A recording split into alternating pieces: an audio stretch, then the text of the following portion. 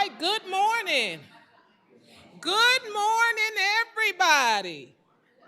Welcome to the new faculty class graduation for the 2022-2023 academic year. Woo!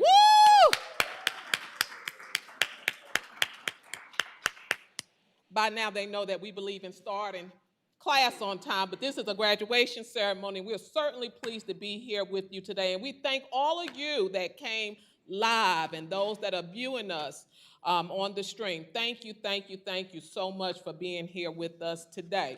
We're going to go right into the program, and we know that Dr. Rivers had another engagement, a conflict in schedule, so we're going to call up right now our very own VP of Academic Affairs, Dr. Kelly Feewox, who's going to give us academic affairs updates, and is going to do our mentor recognition. Y'all can give her a applause.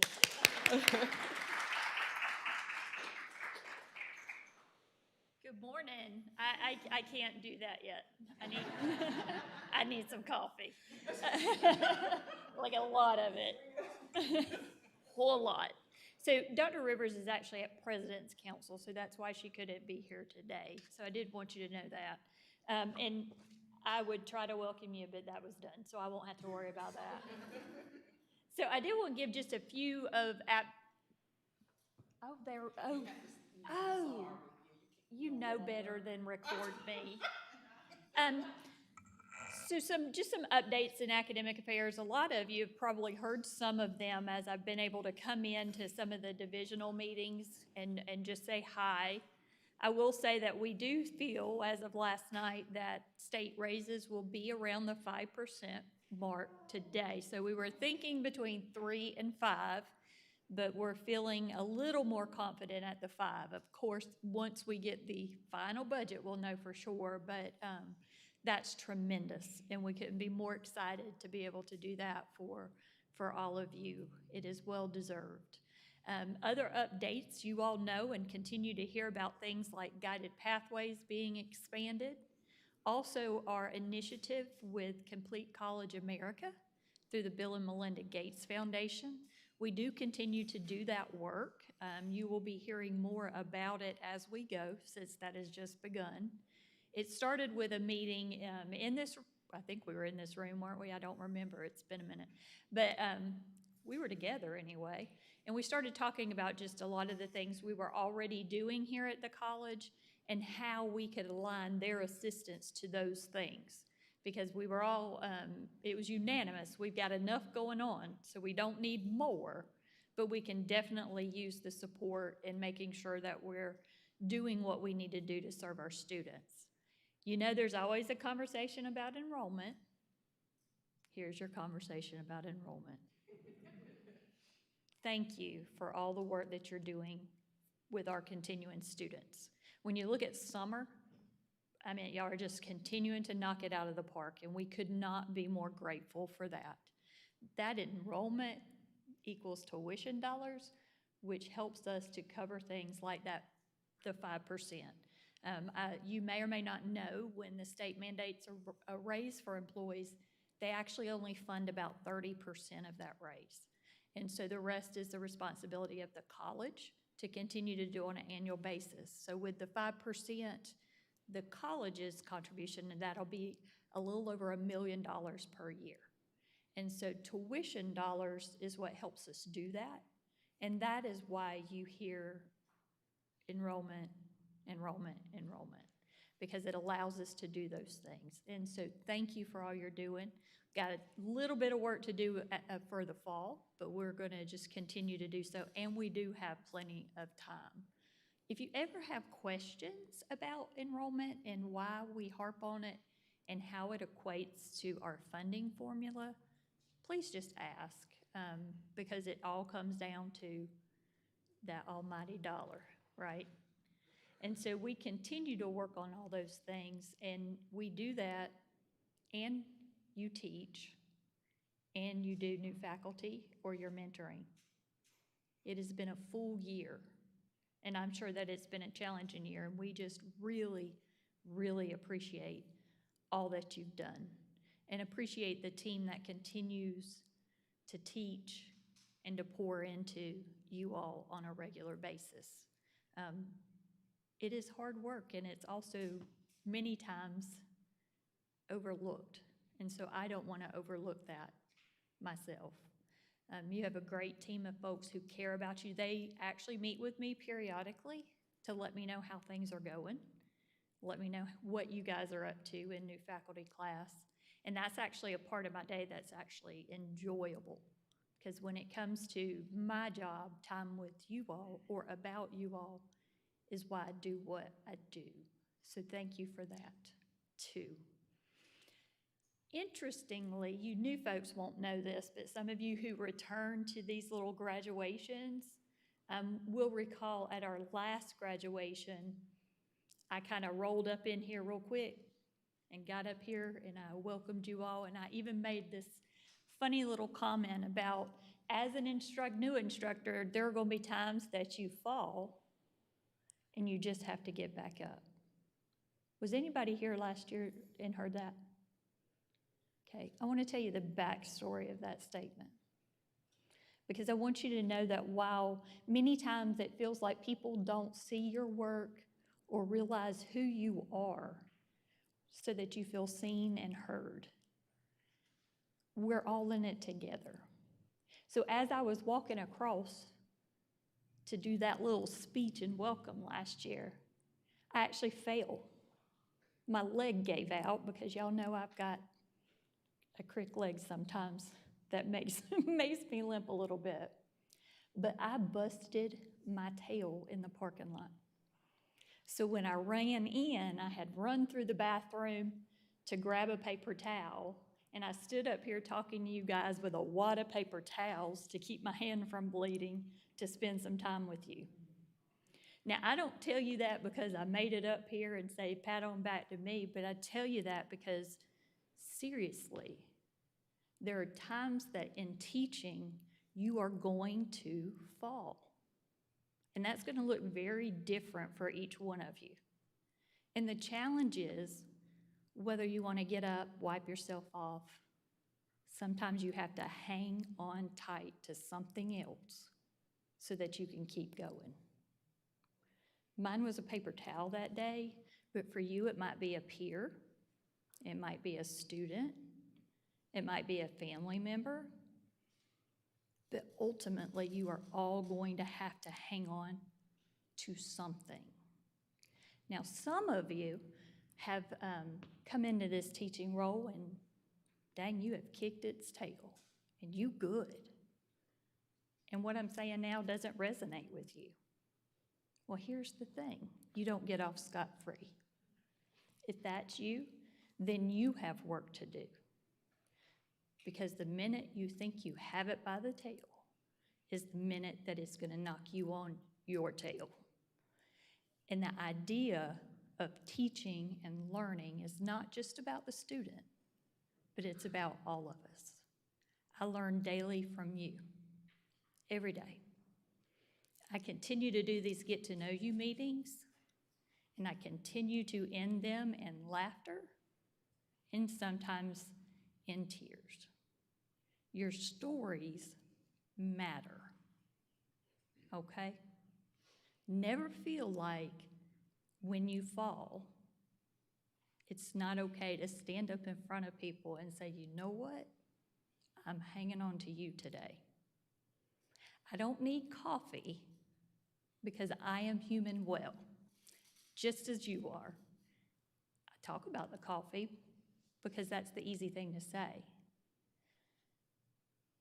But today, I am hanging on to you. This week, my job has knocked me on my tail. And guess what? Here you are, right? Every time. So know that when you need me, here I am. Don't ever hesitate to reach out to me. Don't ever hesitate to call me out if I told you I was going to do something and haven't. And don't ever forget that what you do matters. You change lives. It's not cliche. It's not just some old saying. But you have changed lives this semester. and enjoy that a minute and be the best instructor that you can be. And know that I truly am here cheering you on every step of the way. So thank you, thank you, thank you. I do want to recognize some of our, well, those that are here, mentors, who've been willing to work this year in building and lifting you up. I think I said at the first class that I came to speak at, I sort of spoke to you mentors, and I said, if you're going to be a mentor, then you know what? Be one. And if you don't, don't. And why does that matter? It's because if you have the title of mentor, your mentee is looking to you. Now, I come to Piedmont Tech and I joined Rotary. And I believe I'm the only one under 60 and female. Not really, but there. And when I started, I was assigned a mentor. And guess what? 2 years later, I've never heard his voice or seen his face. And you know what that says to me? I mean nothing.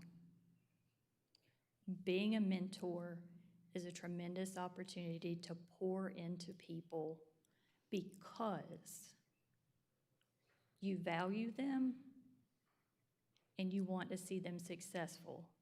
Because when they're successful, you are. That's the goal of a mentor. And so I appreciate all the time that you've invested in the folks around you. So thank you. If you are a mentor, please stand. Just stand where you're at for just a minute.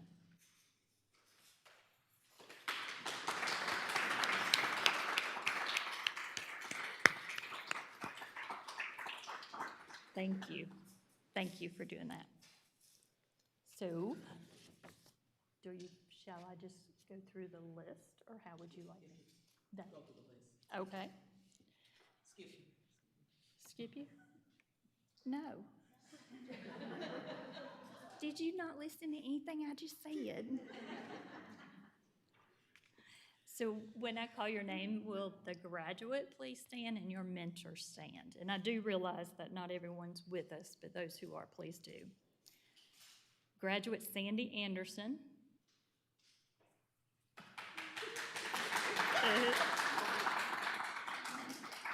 And Dr. Nita Staley Abney. Thank you. Lola Bradley. And Dr. Lisa Martin.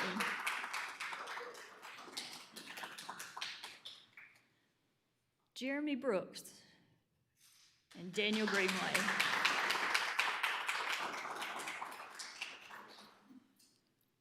Deborah Kamek and Elizabeth Wilson. And I don't believe she's with us today, but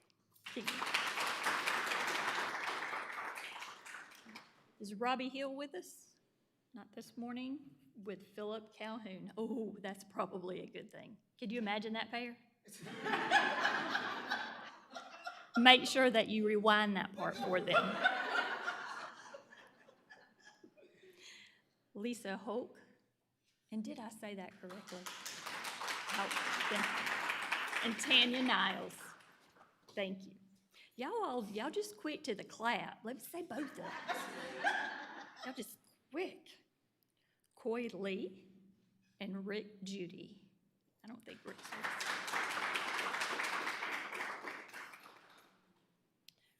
Renee McCrellis, correct? Did I say that correctly? Ooh, write that down.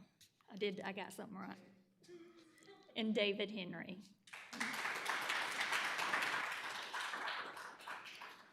Rachel Palladino and Dr. Pagona Bradham.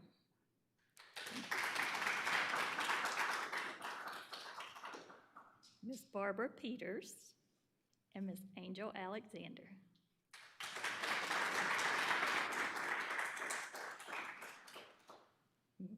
Help me, Norma.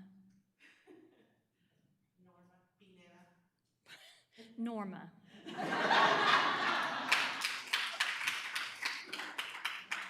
and her mentor was Dana Long. I'm Feewox. I can say whatever I want about somebody's name, whatever. As I've said before, he's handsome, I'll keep him. Christopher Rousey and Kenneth McDaniel.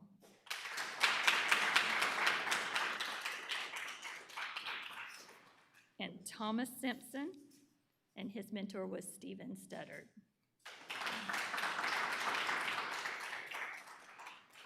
Jackie Stoller.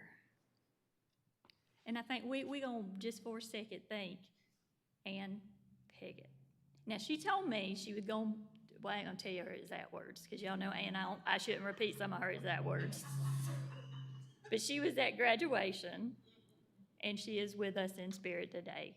And we're going to miss her this year. I'll tell you her exact words like outside.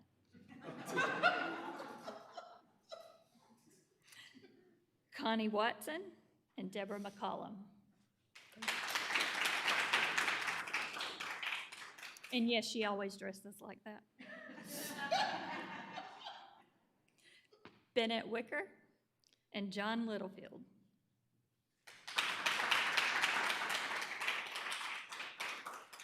Diane Youngblood and Karonica Oliver. And again, I just thank you all for being here. And mentors, I thank you for the time that you've invested. It matters. So thank you. And now I will turn it over to Nita.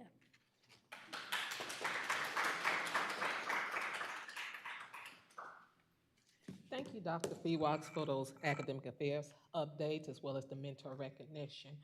You know, the new faculty class is a team effort. I am always honored to work with our team. We have such good collaboration, communication. We never get tired of teams with each other, whether it's early in the morning or late in the midnight. You can always know that a team's message is going to go off, especially as we get closer to the dates that our classes meet. So I do want to recognize our team, Dr. Lisa Martin, Dean Lisa Martin, you stand. Dean Carla Gillum. And the one that's waving his hand saying no, no, no, is Mr. Courtney Smith. Also a part of our team is Mr. Joseph Clamp, who's in new student orientation. He's our LMS, and he is our go-to person, so please give him a round of applause. Anything that we need from Mr. Clamp, he is right there. I do want to take the time to recognize our respective deans of each division. You know, one thing I could say about our deans, they never get tired of us. Well, maybe they do. So far, so good, Dr. Feewox. They haven't blocked any of my emails, and so I'm so appreciative of that. So I do want to recognize Miss Christina Knight.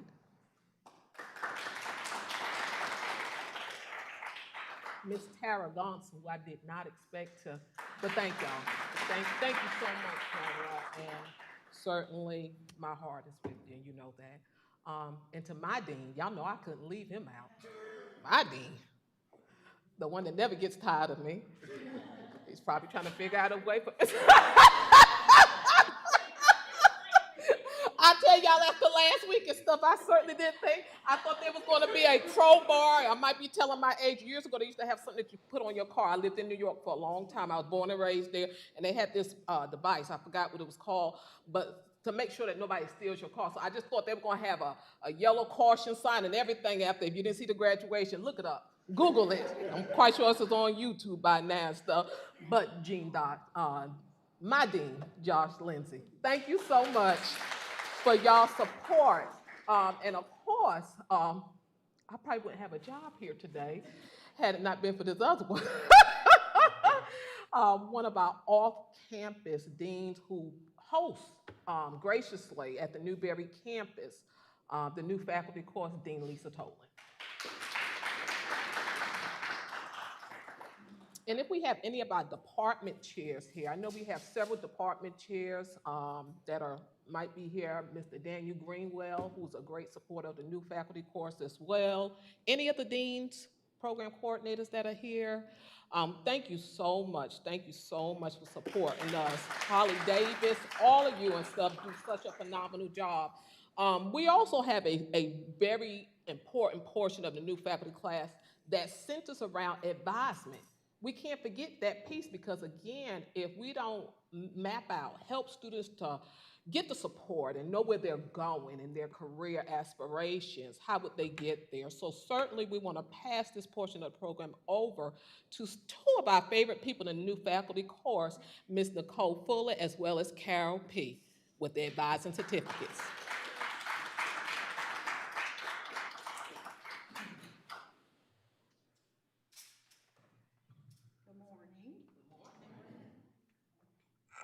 I guess we need to bring them over this direction so that we can, do they need to be like right here for the camera? Looking up there, right here. Okay, there we go.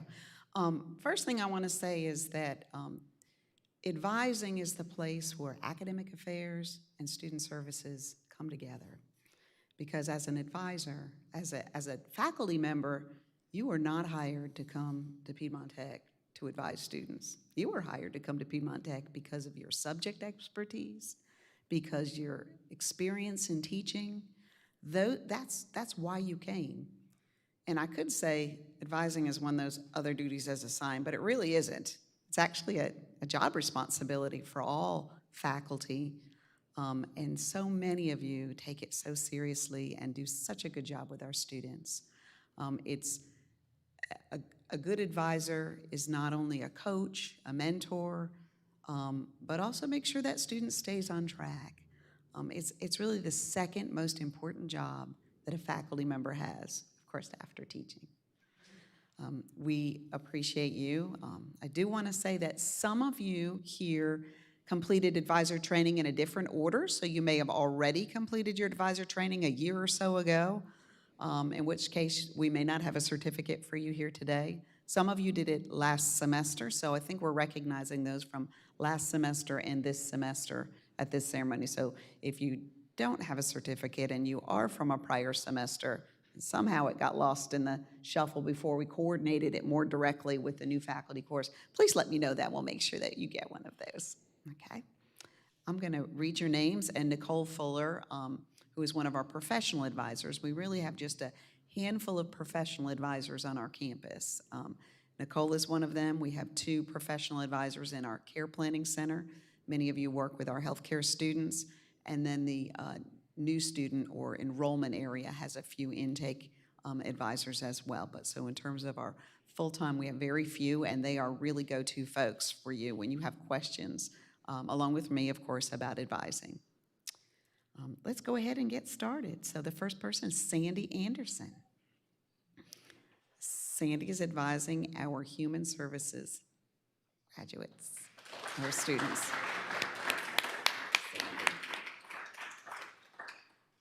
And Jeremy Brooks. Yeah.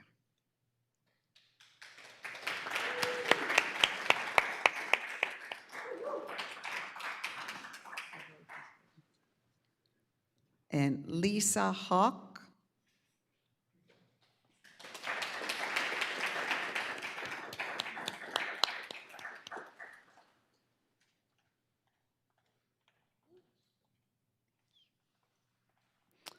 And Coy Lee.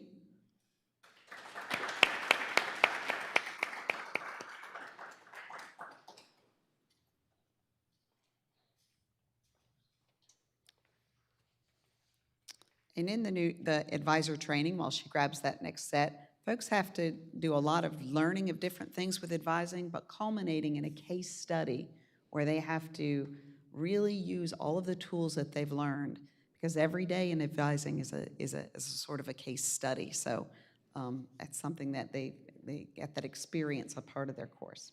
Let's continue on. Renee McCrellis.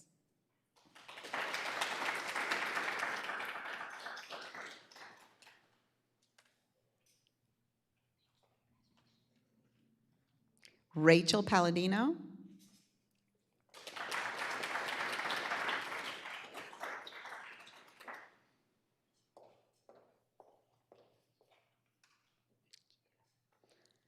Norma Pineda.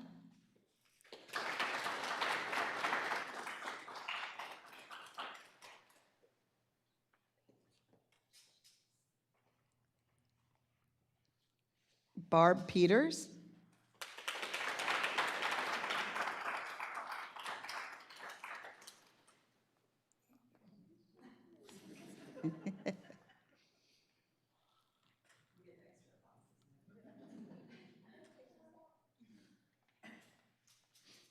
Thomas Simpson.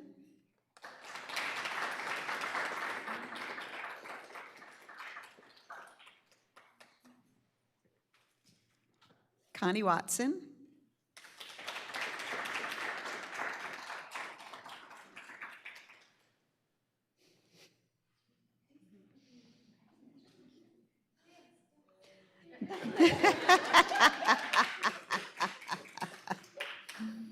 Bennett Wicker. Okay, and Diane Youngblood.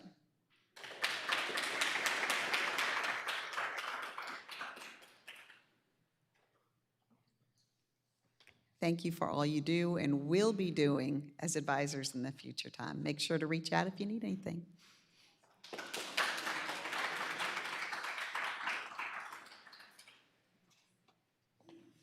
We want to thank Carol and Nicole for those awarding those advising certificates. I do want to also recognize another dean, Miss Minka Brown. I don't believe I see her here, but I do want to thank her for her support as well. And we also want to recognize Miss Allison Scott as well, who does a great job supporting the new faculty course in her respective role. I want to say that the new faculty class always challenges us in many, many, many great ways to bring them the most current information that supports them in their respective roles, whatever it is. No matter what area of the college that they're working in, they're always such a great part of asking questions and again, making sure that the information that we're providing to them is what they need to provide them with the support to support our students. So thank y'all again for all of the work that you did and the questions that you asked, and as well as giving us feedback as to how we can improve the course. We take that, we use it, and we'll apply it to the next class. But thank you so much again. And now what we're here for. Are y'all ready? No, I don't hear y'all out there. All right. I'm a wrestling fan too, y'all, so I need y'all to talk back. Are y'all ready? Are you ready? All right, we're getting ready to look at my dean back there. He was like, oh Lord, we're gonna have to get her up out of here sure enough now. Your very first team is getting ready to come. They getting ready to rock. Are y'all ready? All right, well, team number 1, Barb Peters, Sandy Anderson, come on down.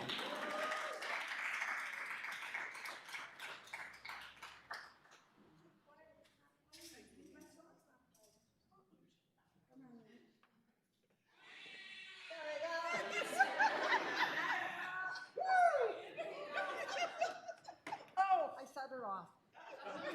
I have healthy chicken salad. No, that's not what I want. Okay. All righty.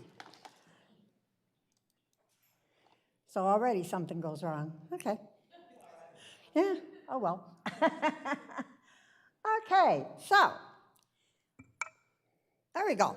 Okay, team 1. Our average strategies, we are presenting them and they rock. Okay, Sandy Anderson and Barbara Peters. Okay, let's see. I don't know how this works. Forgot to ask. Oh, there we go. Okay. Introducing Sandy Anderson. Yay! She's an instructor and an advisor for our Human Services Department. Sandy's been an adjunct since September 2021 and a full-time since January 2022. And she's on several committees, advisor for Human Services Club, she's advisor for Tau Upsilon Honor Society, and on a diversity subcommittee. Thank you. Also, I have the pleasure of introducing to you not only is now my friend, Miss Barbara Peters. Miss Barbara is an instructor and an advisor for Administrative Office Technologies and Business. She's been an adjunct since January of 2011 and full-time since January 2021. Some of the committees that she's on include the Hope Pantry, the Adjunct Expo, and Student Life Steering Committee. Thank you, Barbara. I want you to imagine if, especially if you are instructors, if we could know what our students are thinking, if we could just read the message in the bubble that they have in their head, what if we can do that? And what if we could help the students form great responses to discussions instead of just saying, great post, you know? Help students say more than a 2 to 4 word reply to discussions and help move our students from the stuck zone, as I call it, into the full, thoughtful, and complete responses. As instructors, we want to help the students navigate all the information we are sharing, and often we think we're doing just that, and all the student sees is all sorts of lost, confused, unsure, bewildered. I mean, and we think we got it, we nailed it, you know? Not really. As students, the number of courses and sheer volume of information they receive can result in stress, frustration, and confusion. We all know that. So let's take a look at it from a student's point of view. Okay, this is where we got to make it work, right? How do we do that? Go. Uh-oh, sound. No sound. Oh, no, let's do it this way. We didn't turn the sound on, did we? Oops. Okay, we'll do this again here. We did practice too, but oh well. Technology. Yeah, we'll blame it on that. Is it loud enough? Can you get louder? Gotta do that again. I'm gonna blast it out here. Okay. And bomb current slide. Oh yeah, that. Okay, here we go.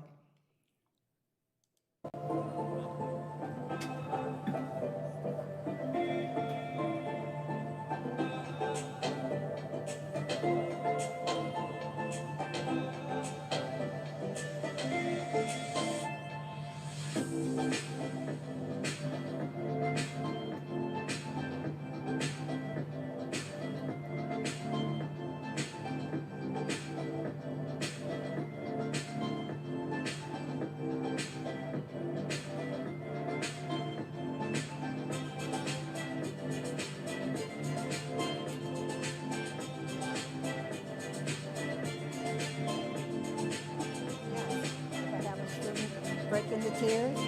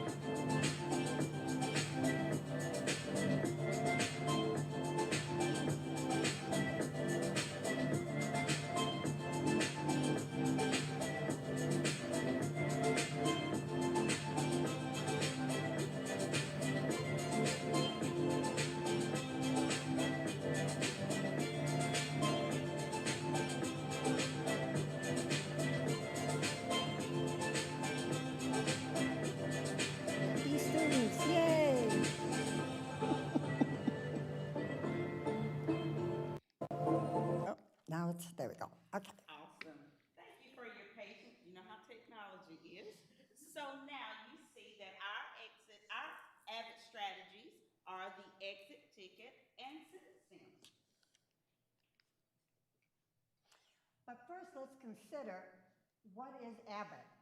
Okay, is it an organization, or is it a learning strategy? Maybe it's WICOR.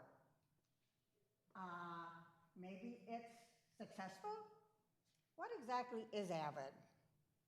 All of the above, maybe.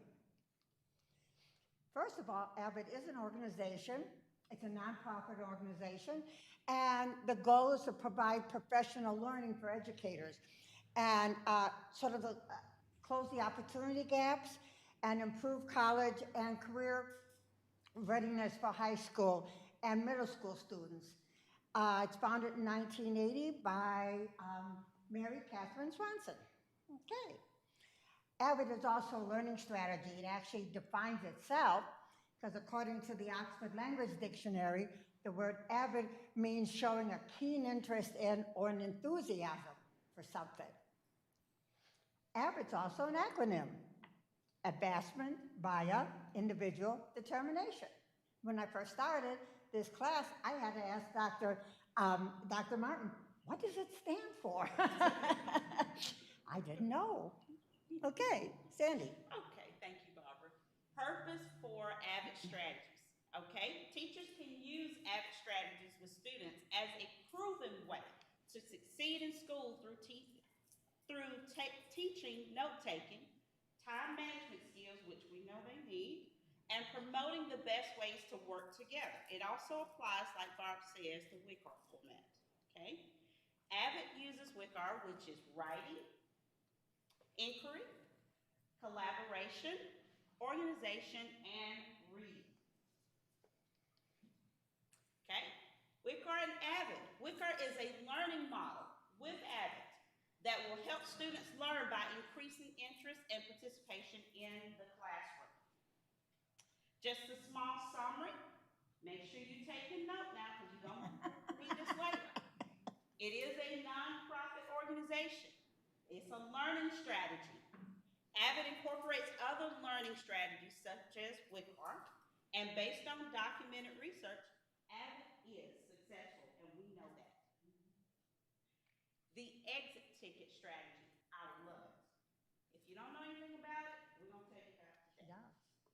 The advantages of the exit ticket that I know for a fact, because I practice this in my classes, it gives you the opportunity to assess students' understanding of the content that was facilitated. Especially now in this generation, in this time where people are kind of on their phones and doing other things, they picked up what you were talking about. It provides evidence of retention of the information and provides a voice for our students, which we want them to have a voice. Okay. Got it? Yep. It also improves students' attention in class, like we talked about. And instructors can use this also for feedback to modify any of the instruction that they may need to reteach that some students may not understand. It also can be an assessment tool used to effectively end class. Exit, right? So if you would. Okay, you guys have successfully worked in groups. So before you leave, I do have a question that I want you to answer. I know sometimes some of your thoughts, some of your feelings, some of your concerns, you may not want to vocalize where everyone can hear. So what we're gonna do the exit ticket again. Are y'all excited about that? Yes. So I am going to give each one of you a sticky note, and if you would take this and answer the following question, and then you can take your exit ticket and put it on the board. Share something good that has happened in your group. You can put one word, you can put a statement, however you would like to do it, and once you are finished with that, you are welcome to go ahead and do what? Exit. Woo! So once you finish, put it up on the board.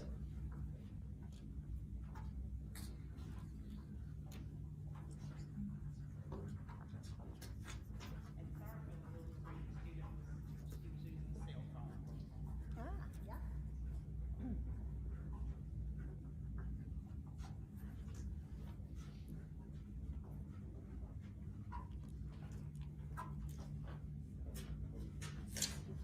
Awesome.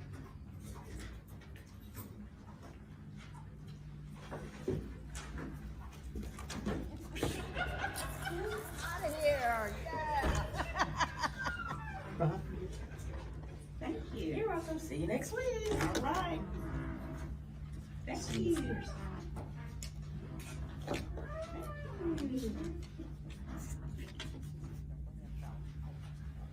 Thank you. Awesome. Thank you. See you next week. All right. Thank you. That's all right. Thank you. Have a wonderful day.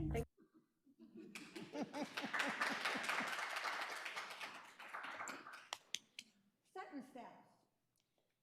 I have to confess that I really felt that all this was good, but it's not going to apply to my classroom because all my classes are pretty much online and they're asynchronous. So I thought, well, I even told Dr. Martin, that's fine, but it's not going to work for me. And it's not that I don't like new things, I just, the one's going to work, you know. And I want you all to know that I was wrong. Okay. Not that often. Anyway, sentence stems. I thought, oh, that's an idea because really when you got an online class, the most important, the thing that you lose, it feels so flat because you don't have that dynamic like you do in the classroom. Because every classroom forms their own personality. But online, really the only thing you have to depend on, I think, is the discussions. And sentence stems help the communication in the form of discussion and replies, especially because they're really so important in that type of a classroom environment. The sentence stems provide the scaffolding to help students communicate in writing, and especially in the responses where that sort of interaction can form, you get them past that great post reflex, you know, great post, you know, and I tell them, I want you to say more than that, and then you get great post, good job. No, a little more than that, you know, still thinking a little more here, gotta elevate it more. And so the sentence stems can really guide our students to formulate responses and to state their ideas of concerns in a clear manner. And it can also help them understand and analyze a text in order to complete a writing discussion activity. Of course, they can be divided into categories to promote higher level discussions, both online and in the classroom. They can be, I listed them here, clarify, disagreeing. They can be building on a previous post, paraphrasing, agreeing, and summarizing. What I did was, these are actual sentence stems that I use because I have, they have discussions in my CPT classes. After each module, they have to say two things that they had trouble with learning and what they did to overcome it. And then they have to reply to two other posts. So I actually put it in with the directions, and I listed some, like, I agree with what you said because you bring up interesting points, and I also think, how about your post was interesting? I wonder if, I have problems with that also, and what I did was, you brought up an interesting point, interesting points, and I would add further, and it seems we all have trouble with. And what I found was the results were the quality of the responses greatly improved, and there was thought and a lot of interaction with them. And then the great post comments stopped, and they actually went further with it.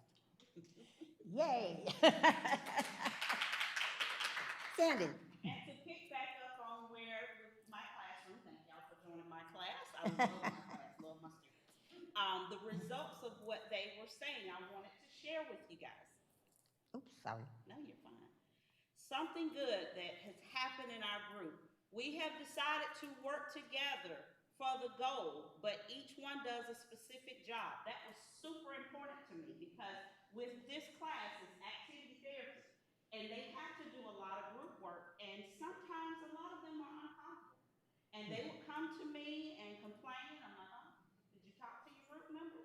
So this was important for me to know how they were doing. Everyone has communicated and worked well together. I love that we all have done our part. Yeah, good one. This was the biggest one for me. It's not always feel right. Acceptance. Acceptance. To me, one word, powerful statement. Powerful. We finally met with all the group members and got a lot done. I love it.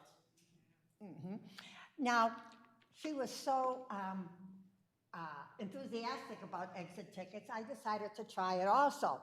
And so I thought, gee, maybe two strategies will work. Wow, wouldn't that be interesting?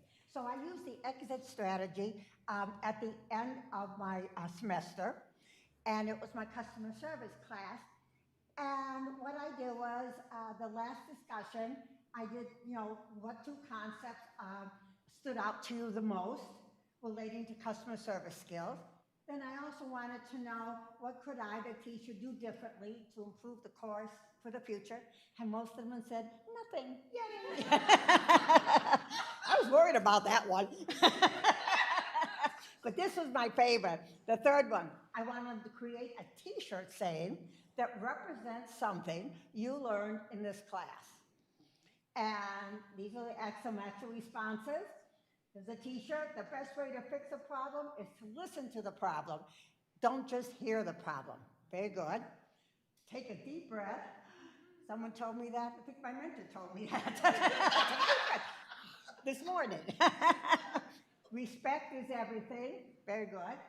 And give your customers that warm and fuzzy feeling. Now, some of them went over and above. This one drew a t-shirt. Again, little wobbly on the spelling, but it's okay. Working in customer diversity. This one is customer service is patience. So true. This one really went on. I don't even think I could do that on camera yet. And an interview for customer service, be concise, to the point, and make it simple. And then my favorite here, do it now, not later. So then Sandy and I were thinking, what would our t-shirts be if we did one? So mine is, Rick Laura is not a patio chair. And Sandy? I'm avid about avid. So now, All right. So What would based you- on our presentation today, what would your t-shirt say? what would yeah. yours say? So we need your participation. So we have T-shirt. t-shirts. If you can already tell that I work in a school district with children.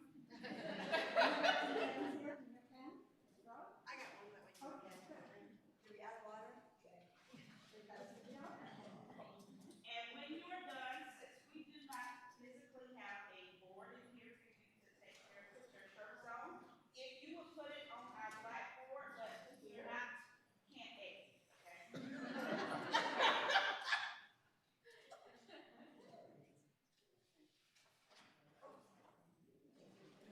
You can write one word, you can write a statement, but make sure you put it on your blackboard.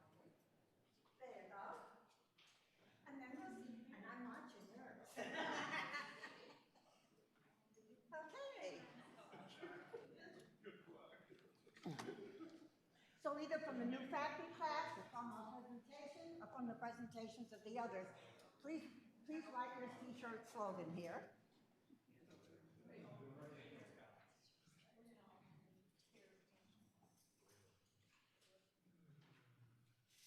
Okay.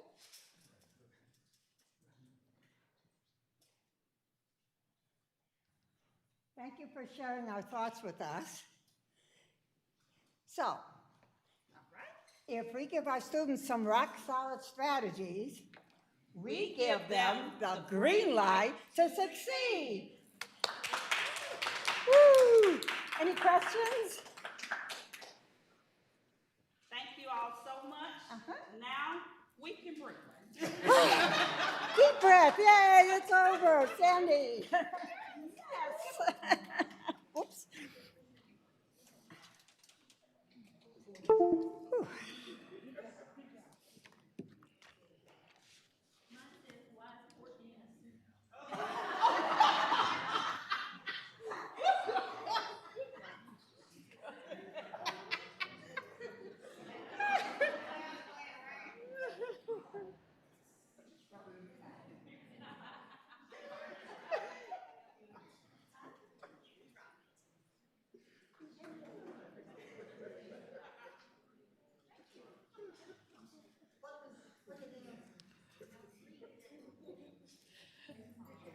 let's give team number 1, Sandy, Barb, let's give them a hand.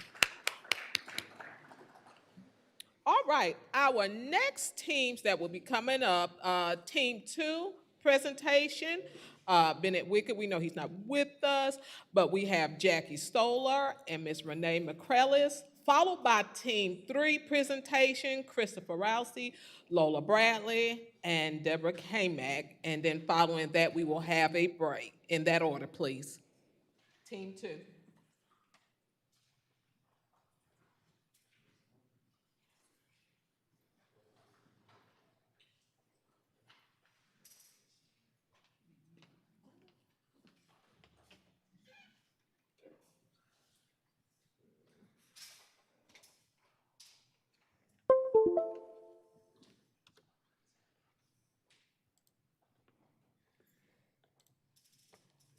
Just a minute here. Yeah, this is it.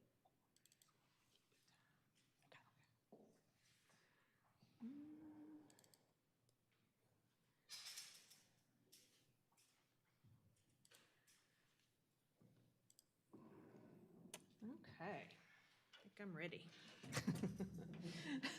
We are Team 2, and we are going to tell you about a few additional AVID strategies that we have tried and that were successful in our classes. And I'm going to tell you how successful they were.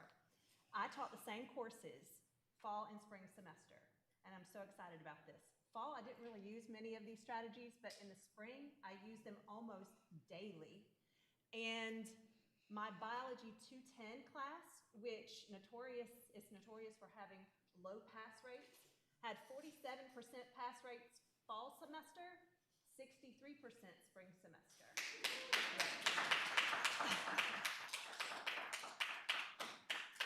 And Bio 211 was even better. They had a 67% pass rate in the fall. It went up to 93% in the spring.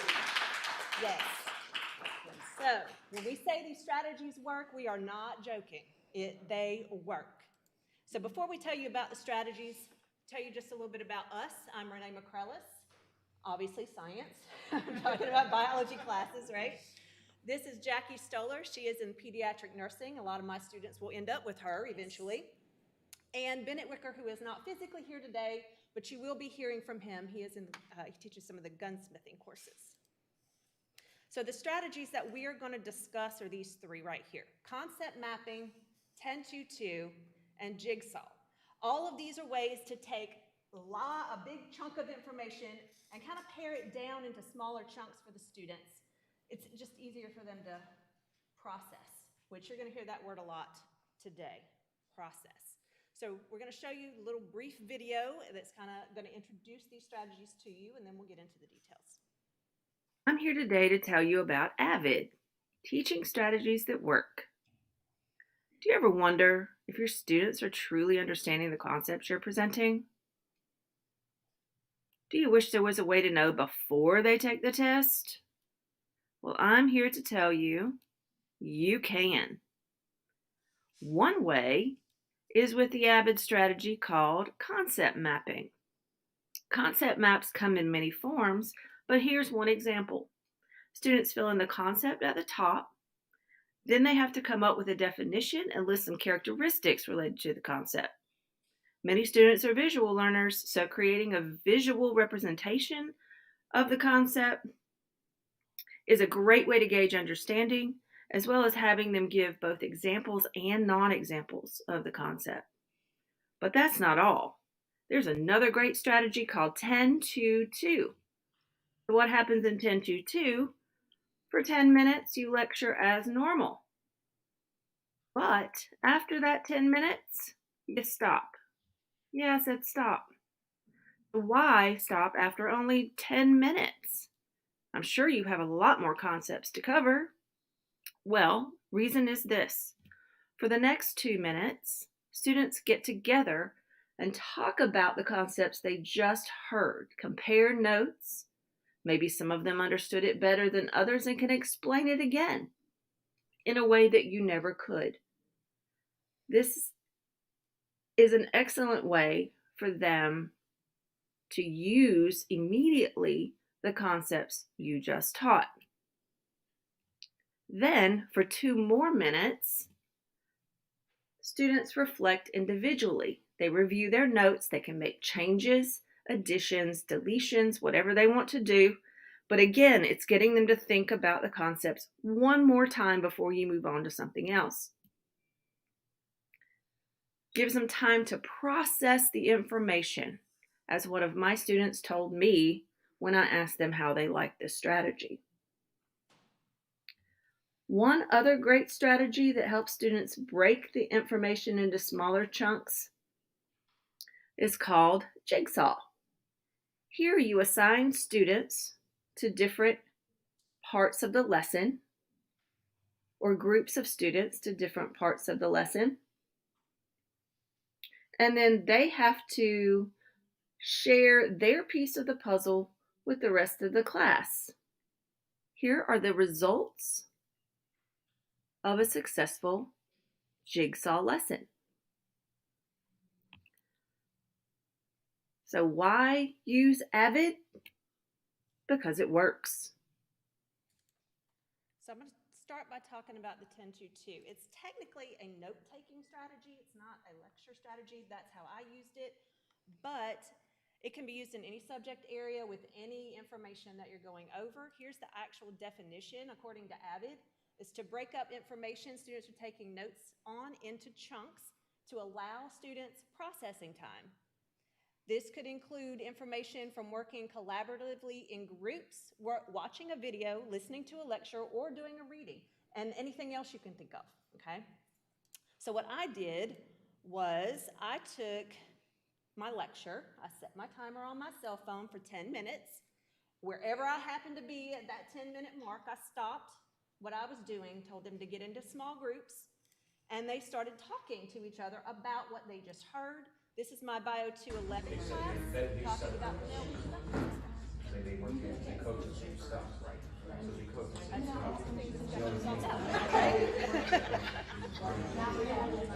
But they loved it. They loved it. So then they get their 2 minutes, and you stop them then. You make them separate, which was hard to do with that class. But they then have to go back through their notes individually. They can reread them, they can rewrite them, whatever they want to do. I did it in Bio 210 as well, and at the end of the class, I asked them, how did you like the strategy? Is this something we should do more of? And they said yes. I said, okay, why? And one student told me it gave her time to process the information, which is exactly what Avid says it's supposed to do, right? I didn't tell them the why we were doing it. I just told them what we were going to do and how we were going to do it. So it works. All right, Bennett recorded his part, so that's what's going to come up next. He's going to tell you about concept mapping.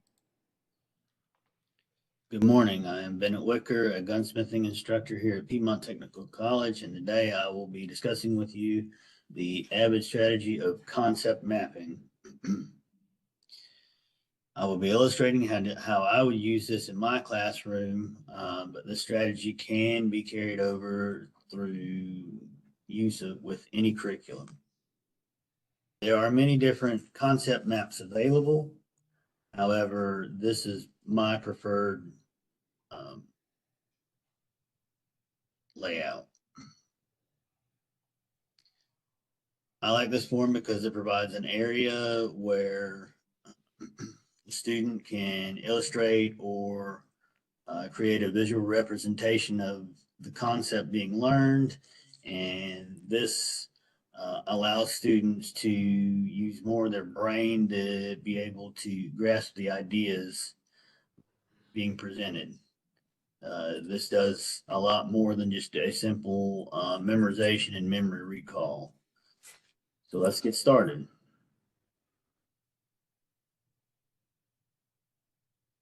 In the gunsmithing program, there are 6 different action types of firearms that cover most firearms in production today. The firearm that we will be using for this demonstration will be a lever action rifle. First, the concept is identified. As we can see highlighted here, the student has filled in lever action rifle. Next, the student will define the concept in their own words. We see the student has identified a lever action rifle is that it uses a lever to manually cycle the bolt.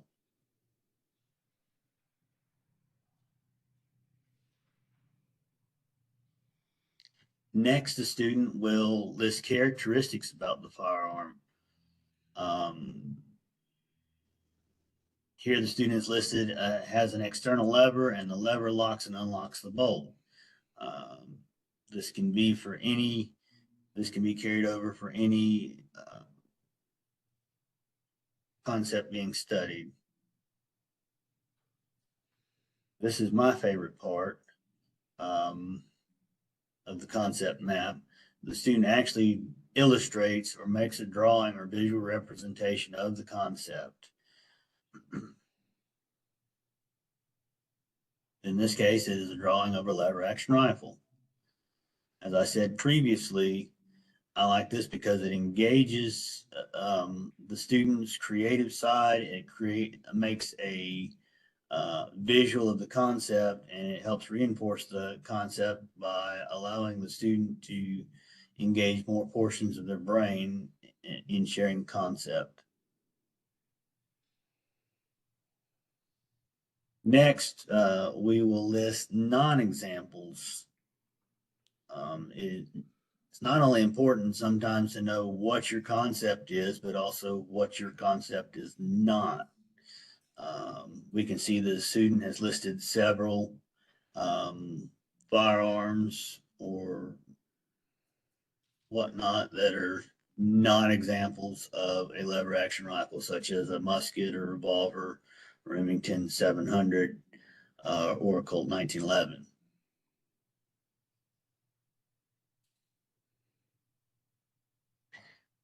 Finally, you list examples of your concept.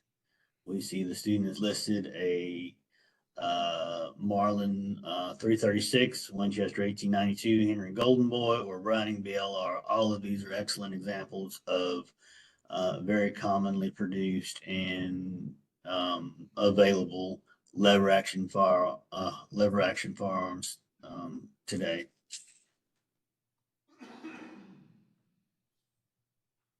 And this completes building a concept map.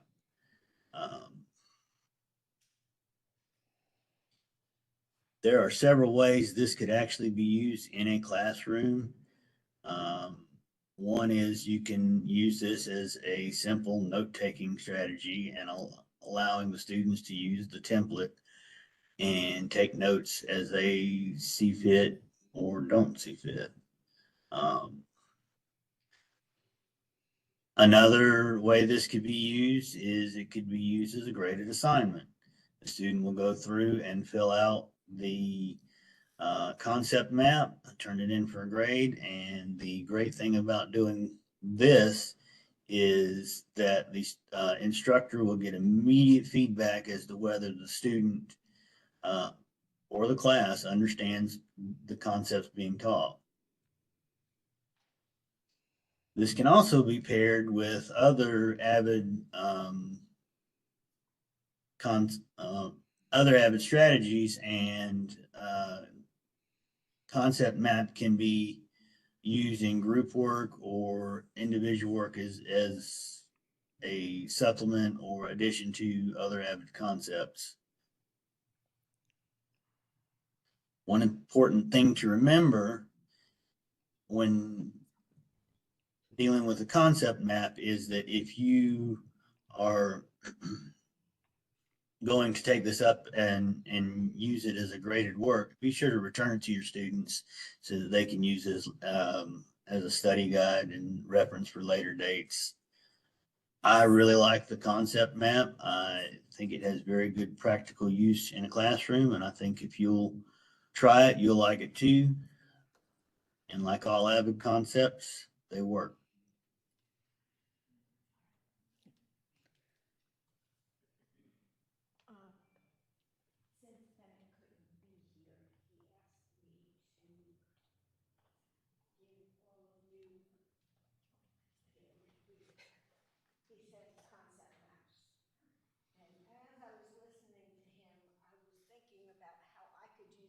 my classroom, I'll tell you about how I've used the next habit strategy in my class, but I was thinking that I could use this for the same thing I use Jigsaw for Definitely could. in the summer. Because of the summer schedule, I won't be able to use Jigsaw because of the time constraint, but I could use this. As he was talking about, I'm like, oh, I think that would work very well in the summer for us. And I'm gonna have to do that. All right. You ready? I am ready.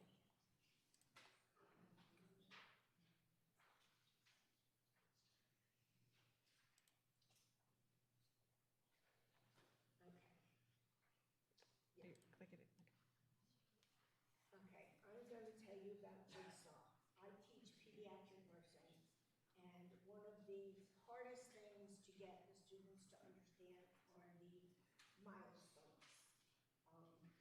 If you have children, you know that when they're infants, they don't do a whole lot. They just eat, sleep, and poop. But as they get older, you notice they start to walk, start to talk, they start to build towers, and each of these are milestones that they have to reach at it, or they're supposed to reach at a certain point. These are things that pediatric nurses need to know like the back of their hand, that we know children are developing properly. It is a very difficult thing. It's memorization, and most of the students don't want to be peds nurses. They don't really care about this. They just want to get through my class. So I used Jigsaw to teach my students last semester, and I thought, well, it's not going to work because they don't like it. They're just gonna, it surprised me how much better they did, because I didn't use it in the fall, but I used it in the spring, and I will tell you how much better it was. What I did was I broke the class into groups, and each group had to take, one took infants, one took toddlers, another group took preschoolers, one took school age, the other group took adolescents. And they had to go and teach, well, each person in the group took one of those, and they taught their group that specific group, that milestone age. All right, so they taught it to their group, and then they broke off into other groups, and all of the people that taught infants went into their group and talked about what they taught their group. And then they went back to the big group and taught anything that they missed. And then those that did toddlers did the same thing. And you saw the posters that they made. And we left those up I'm trying to get in back the to it. classroom. I think they're down now, but they did just an amazing job. My scores increased on that first exam, which is the hardest exam I give. In the fall, the average was 87% on the first test. In the spring, it was 93. And they didn't like it at first. These are some of them. This is one of the posters they did. You see the paints and the ball. These are all things that preschoolers use. This is them. Oh, sorry. I'm clicking too fast. You're clicking too fast. This is them teaching their group about it in their small group. Okay? And we left the Oh, posters. sorry. It's okay. I did it again. We left the posters up in the classroom for the whole semester so they can refer back to it as we were talking. I was shocked at how the grades went up because I really didn't think it was going to work. Honestly, I didn't. I'm sorry. But I really didn't think that the grades would go up like that, but they did. And I was pleasantly surprised. All right, so what about you? Any of these you're interested in trying that you haven't before? If so, and you need information, contact any one of us. Thank you very much.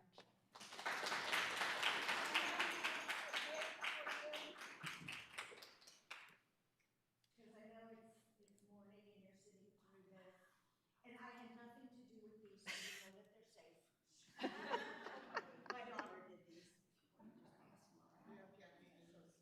They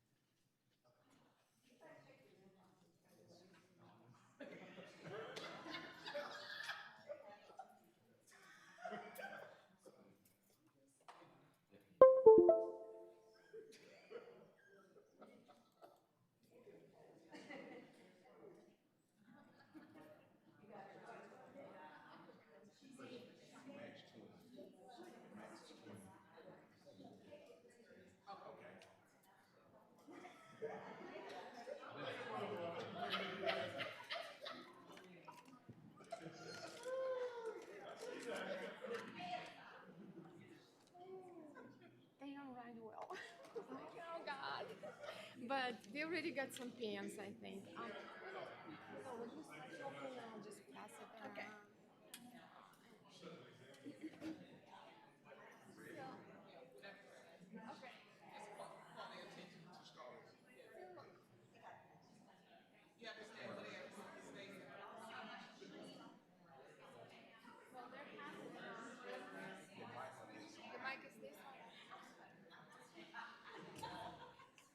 So, guys, this is like a little break, and you've been sitting for a whole hour or over an hour.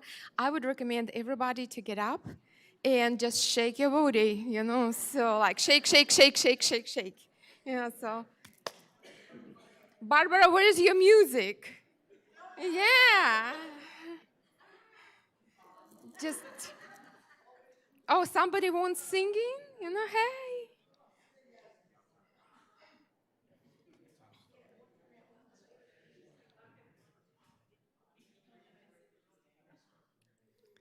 Don't be shy. Okay.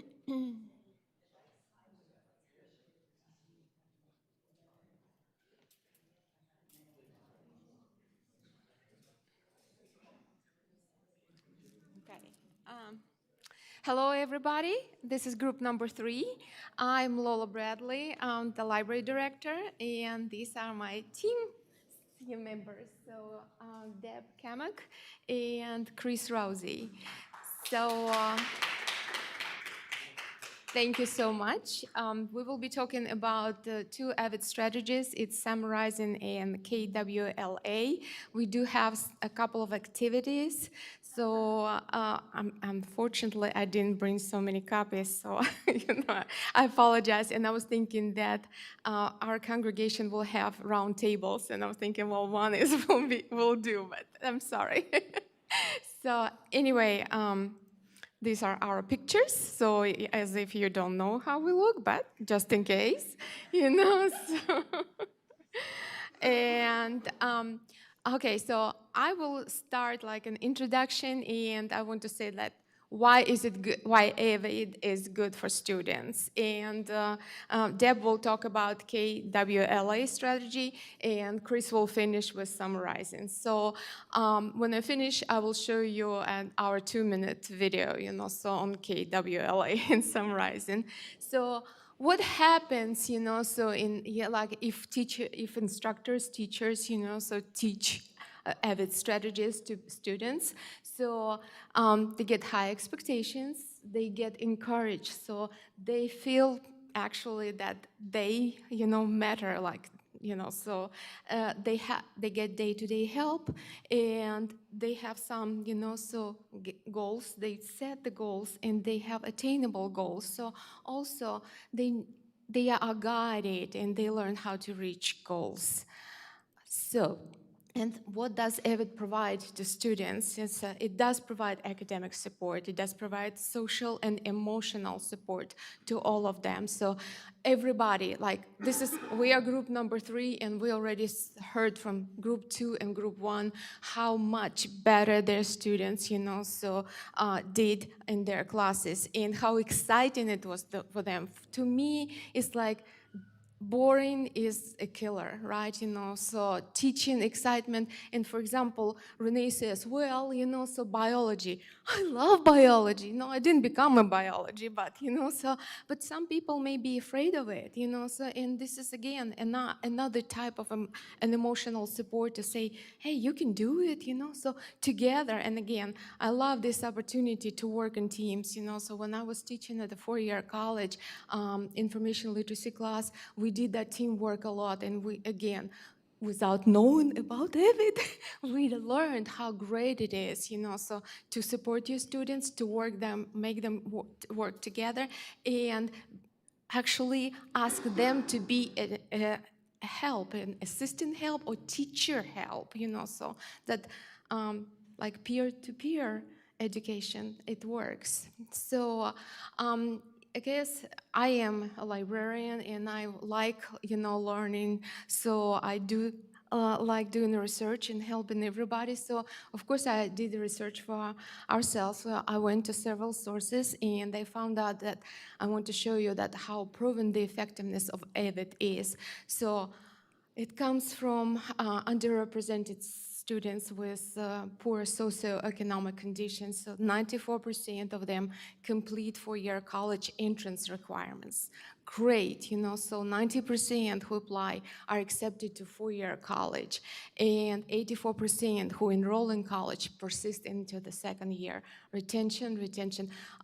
Dr. Fiwak says, enrollment, and we say retention, right? We want them to graduate. We want them to succeed. And I'm selfish. I want to see nurses to take care of me, so when I need it. So, okay.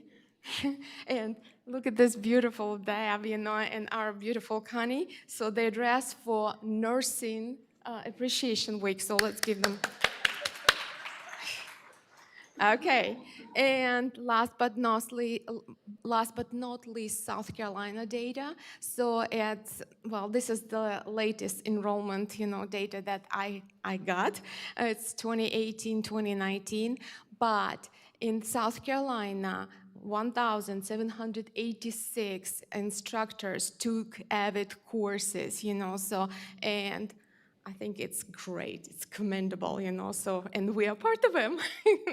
Yeah, of course, we will be the 22, 23 data.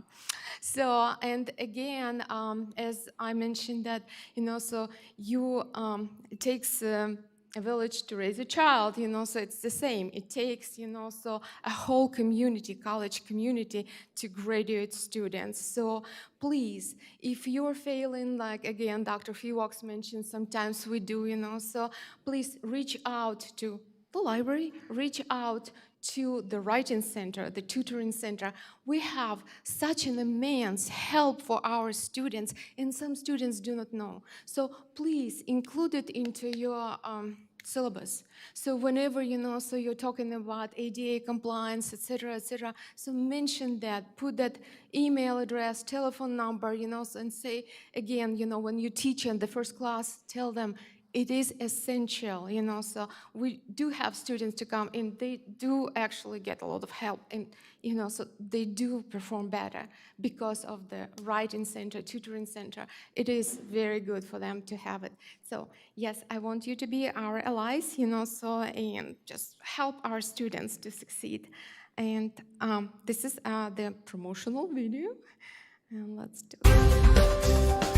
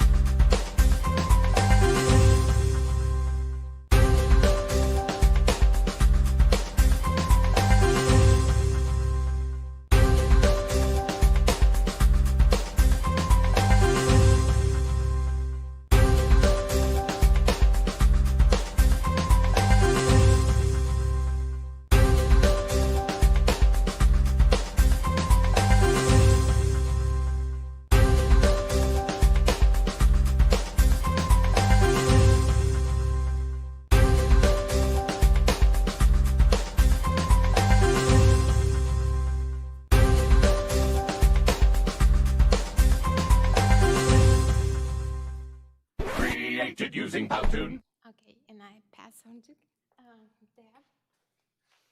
And while she's actually talking, I will pass out you also handout. There we go. Okay. I used the KWLA strategy in class, and I saw great results with it. It is based in what do I know, what do I want to know, what I have learned, and the application of. Nursing is all about application.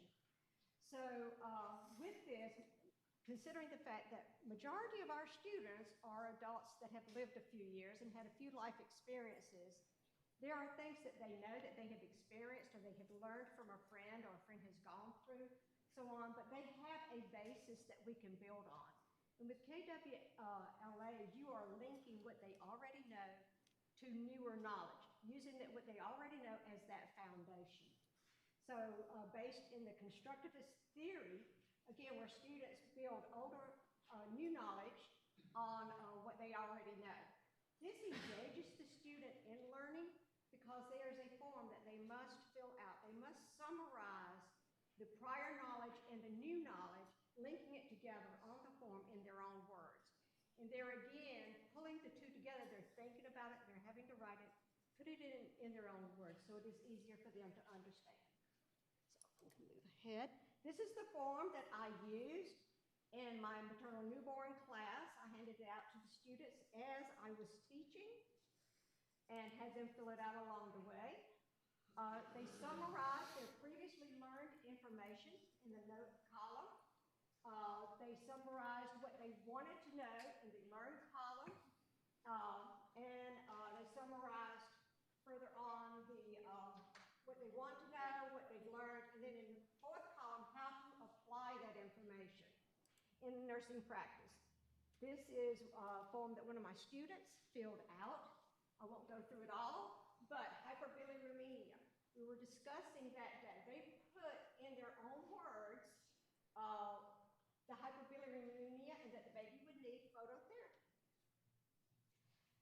What is this based on? Too much bilirubin in the blood, simply put. Then they learned that phototherapy helps the body to break down the bilirubin that is in the blood and for it to be excreted in the urine and in the stool, thereby releasing the bilirubin from the body, excreting it from the body. How would they apply that as a nurse? The baby would need phototherapy, would need goggles, just a diaper, reposition, and so on. What they would do as a nurse treating the baby that is undergoing phototherapy. The benefits of this, it did provide that linkage of prior knowledge to the newer knowledge, connecting them together like links in a chain. I did see an increase in exam scores. 2/3 of the class, the exam scores went up several points using this method.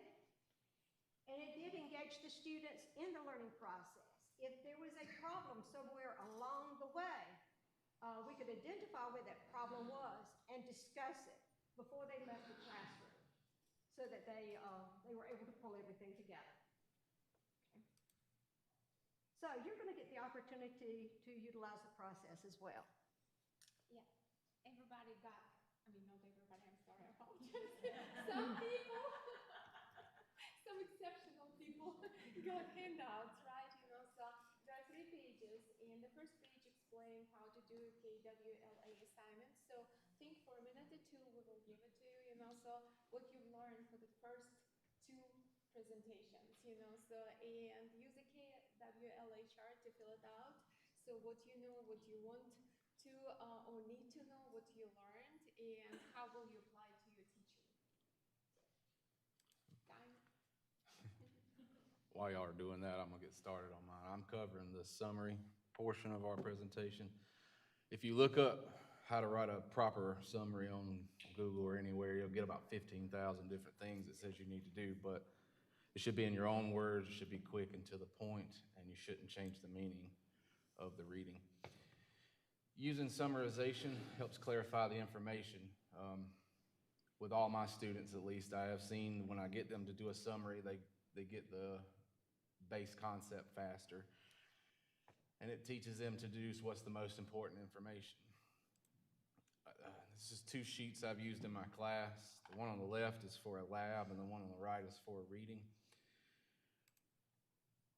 When we're doing summarizing the text, I give the students a chapter or an assigned reading.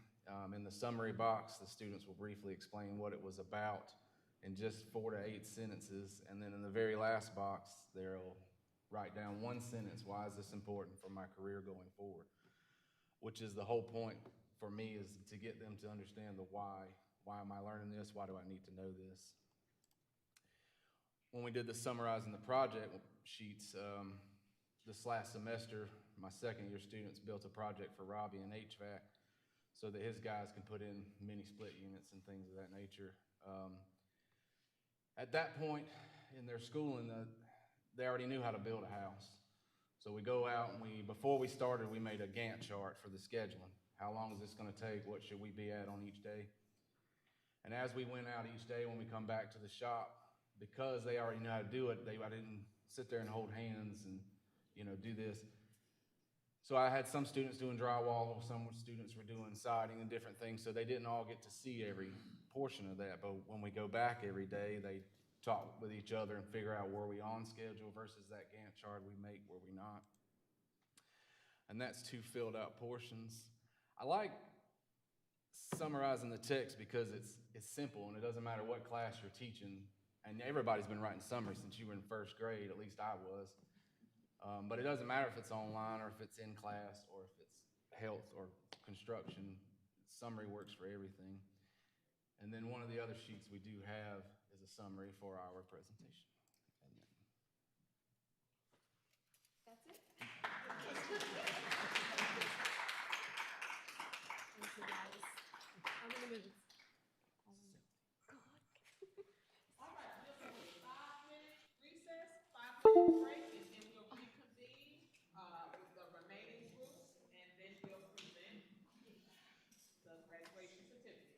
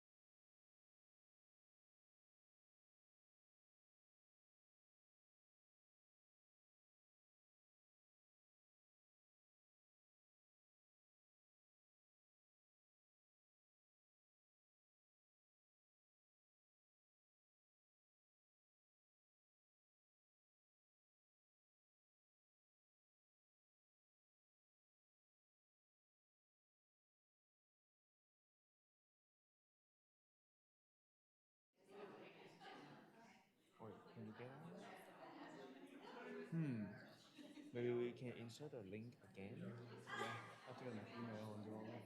I mean, I can Google search it real quick. Okay, you can do that. That's what I did this morning. I just pulled back the email, just inserted it.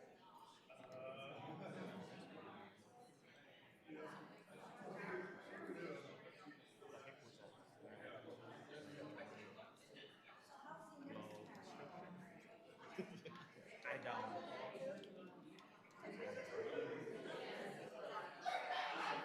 I think it's this one. No, no, that's.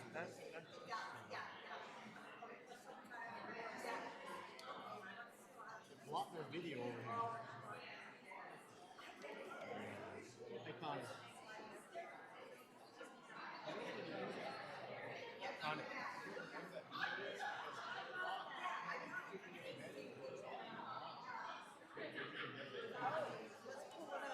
Yeah. Sterile gloves. Oh, sterile.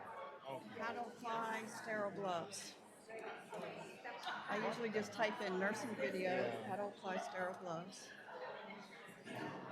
This one? Yes, this Yeah. one. All right. I'm gonna put that one in.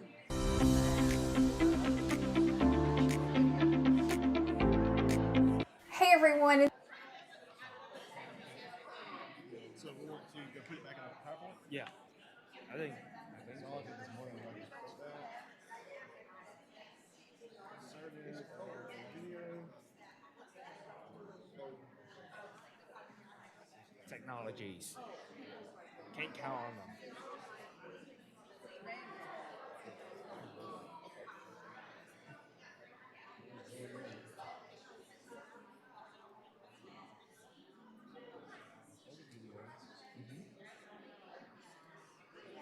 Oh, there it is. Yep. I think you can just copy that. Yeah.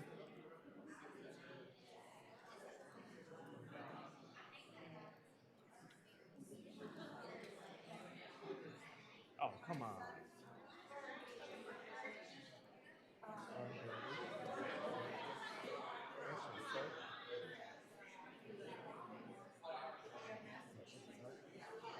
Yes. So once we get ready, after we do our pitch and that, we'll have our volunteers come forward just before we play the information video. That way they can have the sheet to take notes. Yeah. Does that sound good? Yeah, if we can get the video. Yeah, if we can get the God video. willing. If not, Why not? I mean, worst case, I can just flip over here and play the I video. was gonna say just flip over Yeah. if we have to. Not letting you embed it. Won't let you insert. That's why I got here. Insert video. Insert a link. Yep. That's what we did.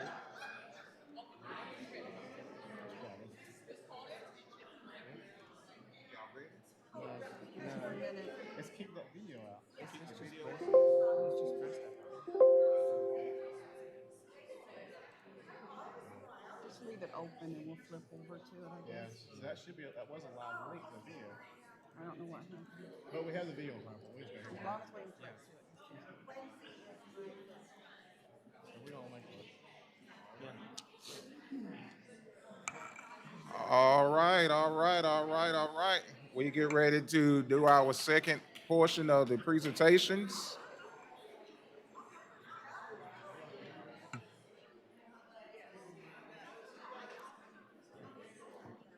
We have Team 4, Team 5, and Team 6 preparing for these presentations. Hope you guys had a nice little break. We have Team 4 coming up, followed by Team 5 and Team 6. Team 4, Jeremy, Roy, and Connie. And Team 5, Thomas, Norma, and Diane, followed by Team 6, Lisa, Rachel, and Robbie, even though Robbie's not here. In that order, please.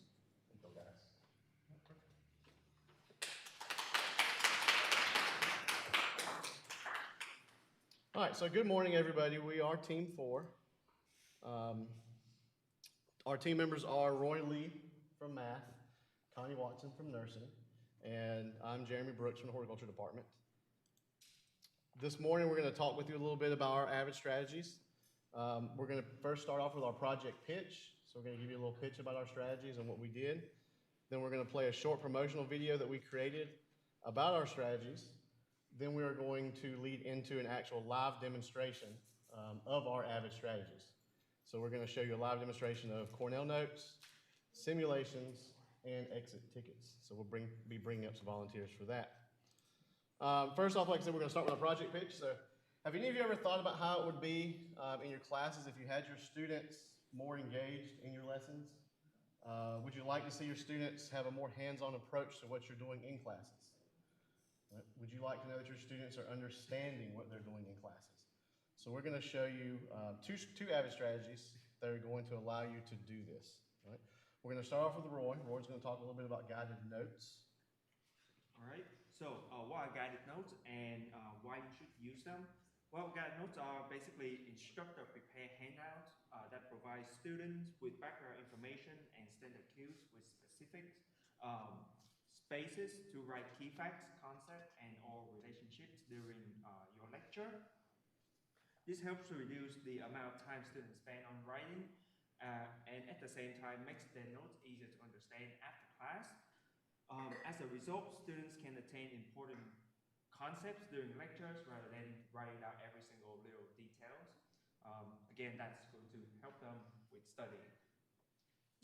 Good job, Roy. As you can see, guided notes can be applied in multiple situations, multiple classrooms. I know Roy's using them in his math courses. I use them a lot in my horticulture and agricultural courses, as well as Connie's using them as well. So what Connie's going to talk about now a little bit is simulation and how they use that in nursing. So how many of you guys are struggling keeping your students off their phones during your class? Are your students struggling to understand or recall key concepts? Are your students in the zone, just not your zone?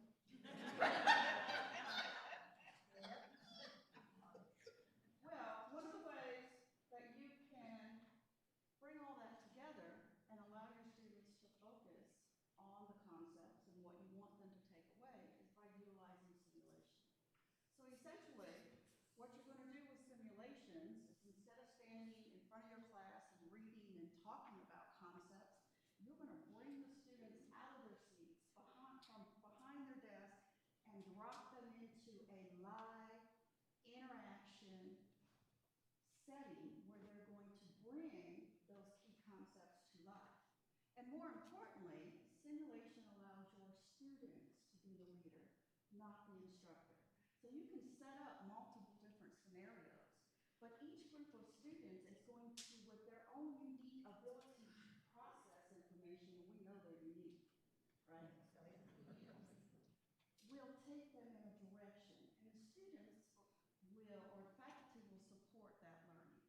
So what happens with simulation is it will allow your students to be transformed into that new world of discovery.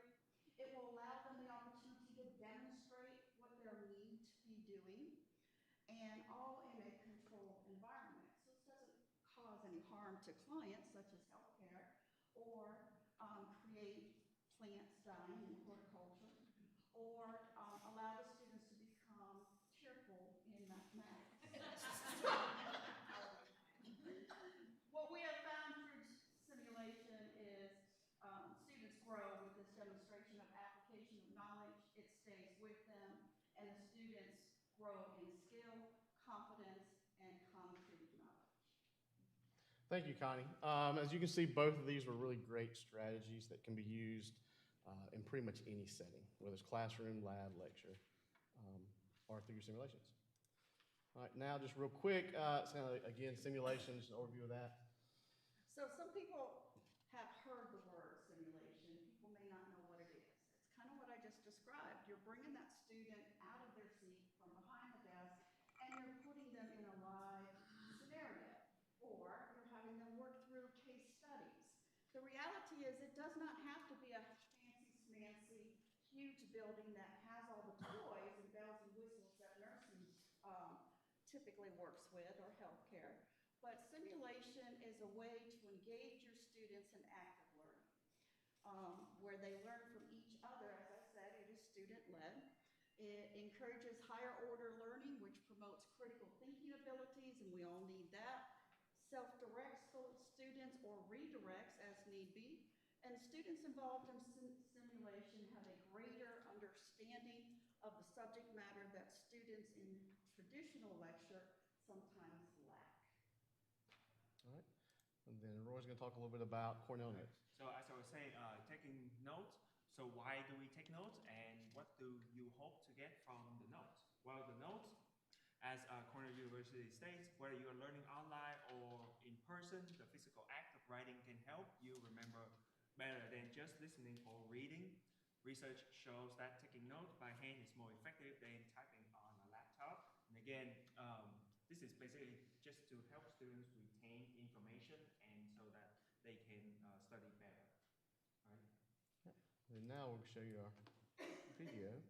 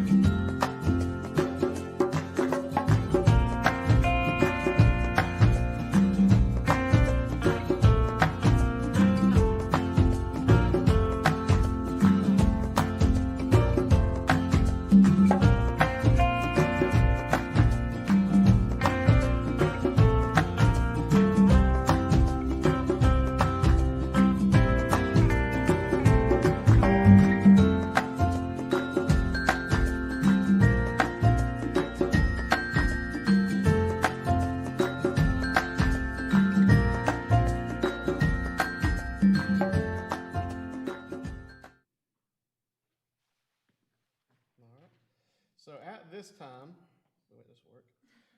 We've already pre-selected a few volunteers from the audience. If they will kind of come forward. What we're going to do is actually demonstrate how we would use guided notes, simulation, and actually exit tickets in a typical nursing setting for the demonstration. Is it volunteering if you say we would like you to do this?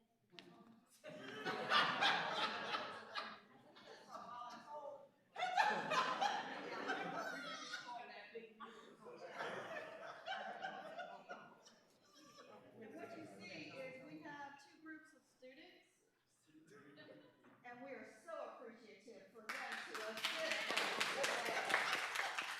And as we know, some students are Is this going to be on the test? Yes. As we know, some students need encouragement and support. And we are here to offer support. So we will be doing this together. So Mr. Roy and myself will be one group, and as you see, we have the gracious volunteers to be the other group. Jeremy, if you'd like to tell us what we're going to be doing. So essentially what you're going to do today in class is we're going to show you a short video that's going to demonstrate sterile field and how to apply gloves to maintain a sterile field. While that video is playing, what you and your partner need to do in front of you is a set of guided notes. You complete the guided notes as the video plays along. Then at the end of the video, you will use your guided notes to guide your partner through the process of applying gloves and maintaining a sterile field. So in nursing, we like to say clear, concise communication, right? Yeah. So students, please come to this side of the tray table so you may view the video. And use your guided note sheet and pen to complete it during this short video. All It's Sarah with registered nurse RN.com, and in this video I'm going to show you how to don sterile gloves. The very first thing what you want to do is wash your hands. Then select a pair of gloves that will fit you because these come in various sizes. Once you have your gloves, you will open them up like that, and you will notice these little flaps. These flaps will assist you in opening up the gloves so you won't contaminate them. So just put your fingers underneath them and just pull it open. And remember, you have 2 inches to grab around this field. You do not want to cross 2 inches because you will contaminate the field. So just go around and just gently open the gloves up. And you have your right glove and your left glove. And these are the cuffs, which we will be touching, and they will become unsterile, but we do not want to touch the outer part of the glove. So first what we're going to do is we're going to glove our dominant hand, and my dominant hand is my right hand, so I'm going to glove that first. So what I want to do is I'm going to take my left hand and I'm going to grab the cuff of the right part of the glove, and I'm going to slide my hand into the glove. And I'm going to slightly tuck my thumb in so it'll be easier getting the glove on. So I got the cuff, I'm going to slide my hand in, and then just put my fingers out, and then I'm just going to roll that down the cuff, making sure I don't touch the outer part just so it slides up my arm. Okay, now this is sterile. Do not touch anything other than what you're going to be doing with this glove because it'll become contaminated. Now what I'm going to do is I'm going to just simply take my fingers underneath the left glove and get under there so I can glove my left hand. So just sliding underneath. Now, I'm going to make sure I keep this thumb away because I'm going to slide it over my left hand, and I'm going to slightly just tuck my left thumb in again and just slide underneath the glove, and I'm pushing with this part of the glove so it'll go over my hand. And have that, and then I'm just going to just gently roll it down without touching my arm. And I have the gloves on and they are sterile. So now I'm ready to perform my procedure. Thank you so much for watching, and don't forget to subscribe to our channel for more videos. You would like to turn back to the other side of the table so the rest of our audience can see you? We will begin by ensuring you have the right notes, since this is testable information. And you were acting up, right? Well, learning is supposed to be fun, right? Okay. So the first thing your sheet says is that we will perform hand hygiene, right? So since I don't really have hand sanitizer, we will simulate that you are washing your hands. And we're going to do this together. So first, I'm just making sure you have the right answers. The second step is we choose the appropriate size gloves. You will notice that on your workstation you have an appropriate size gloves, or not. Lisa will never be my partner again. When it comes to opening these sterile gloves, you just peel down this package. But it's not sterile. Because it's the inside that will be sterile. So when you get ready to prepare, you will simply pull this down and pull out your center and lay it on your. Let's stay together. Right now, we're just going over the answers. All right, so your answer for question number 3 is what?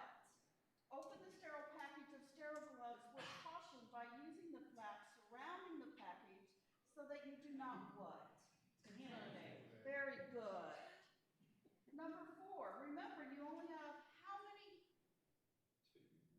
2 inches around the sterile field to work. And those of you following along, the answers are up on the board. Yeah, they're up there. They're just little. Yeah, I got this. You have 2 inches around your sterile field to work. So you do not contaminate. Number 5. The only part of the gloves you can touch at this moment with your bare hands are the inside of the cuff. The inside of the cuff, or flaps, yes. As long as it allows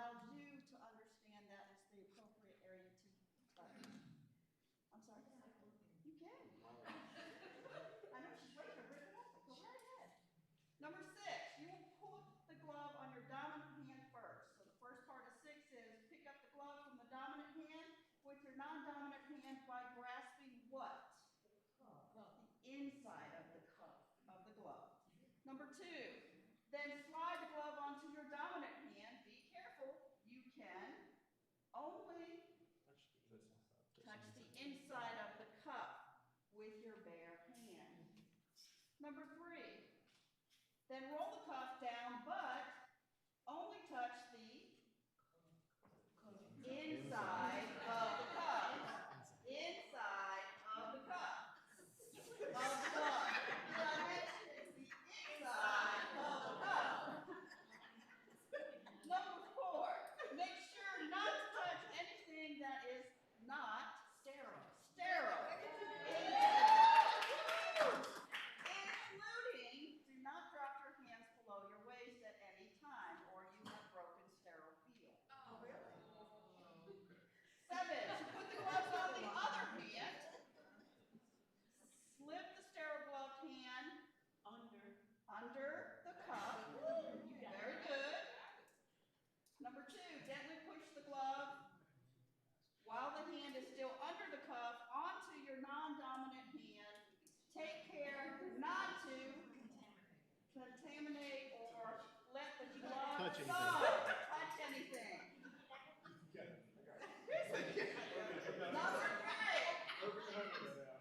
Number 3, what are we going to do without touching your arm? You gently roll the cuff down your arm. Yes. And lastly, make sure you do not touch your skin or other objects or drop your hand below your waist, or you will contaminate your field. All right, class, we're going to do this together. So first you're going to open.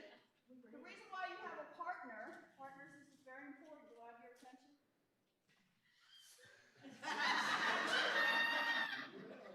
Okay, partners who are using their guided notes to direct their person on how to put on their gloves, you are also the infection control police.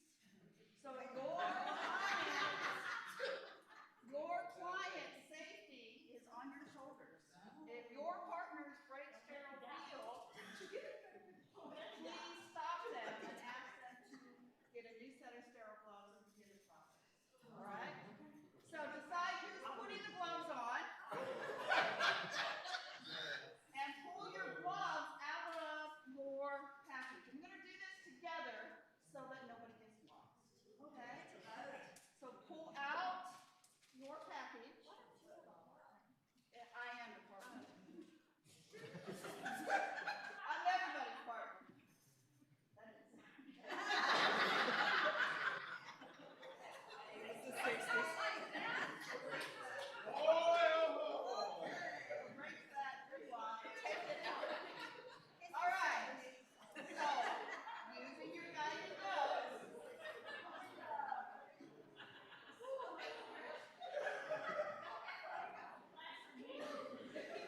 All right.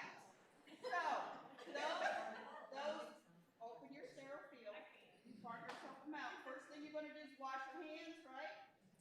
Second thing you're going to do is open your sterile package, being careful to stay away from the 2 inches on the sides, right? So grab your...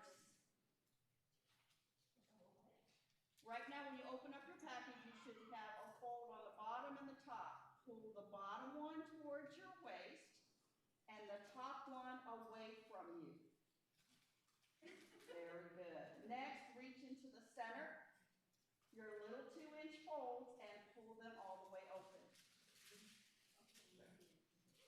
At this point, you should be able to see your cuff sizes. And remember, you only have 2 inches. I believe we have a contamination over here.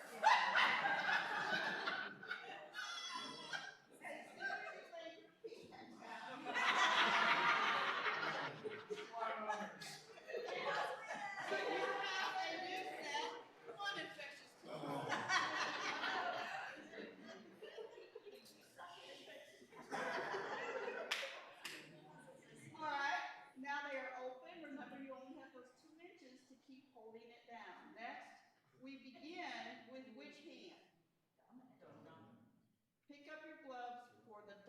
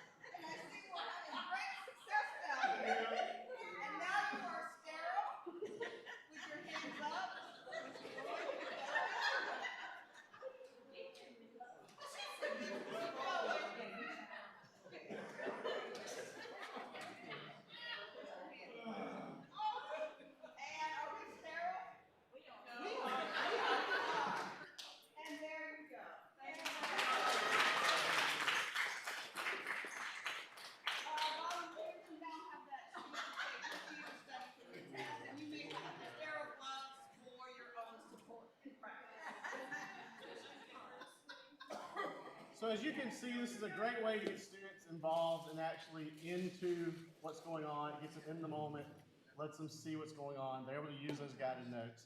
But then one last thing really quick.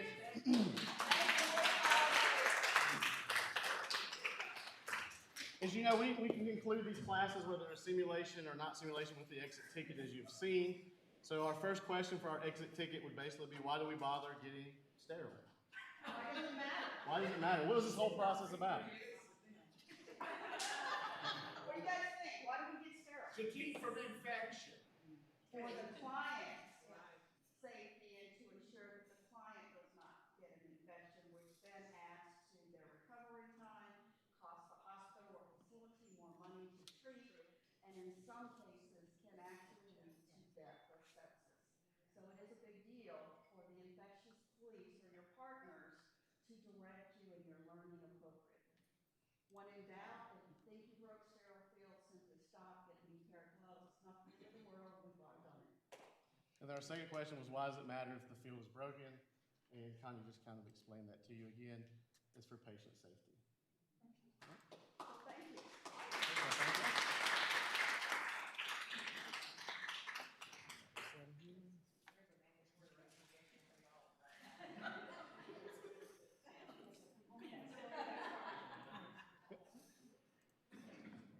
Well, that's going to be a little hard to follow. So we'll just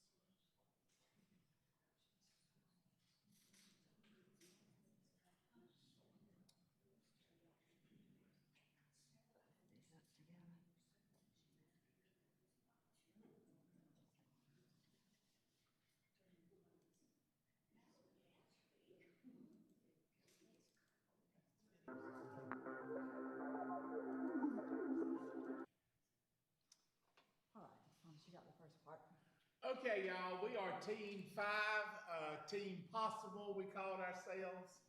I'm Thomas Simpson. I teach math and have for decades. This is Norma Pineda. She teaches respiratory care. I guess you're the new Antigua, right? No. You're not the new no. And then we got Diane Youngblood who teaches business. All right. Are we ready for the video? I do want to say that the AVID strategy actually helped my students a lot. Currently, 5 out of my 9 youth graduates passed the first part of their board exam. As an instructor in the medical field, we want our students to focus a lot on critical thinking. And this kind of opened up a good understanding for the students and better break it up into parts. So here we go.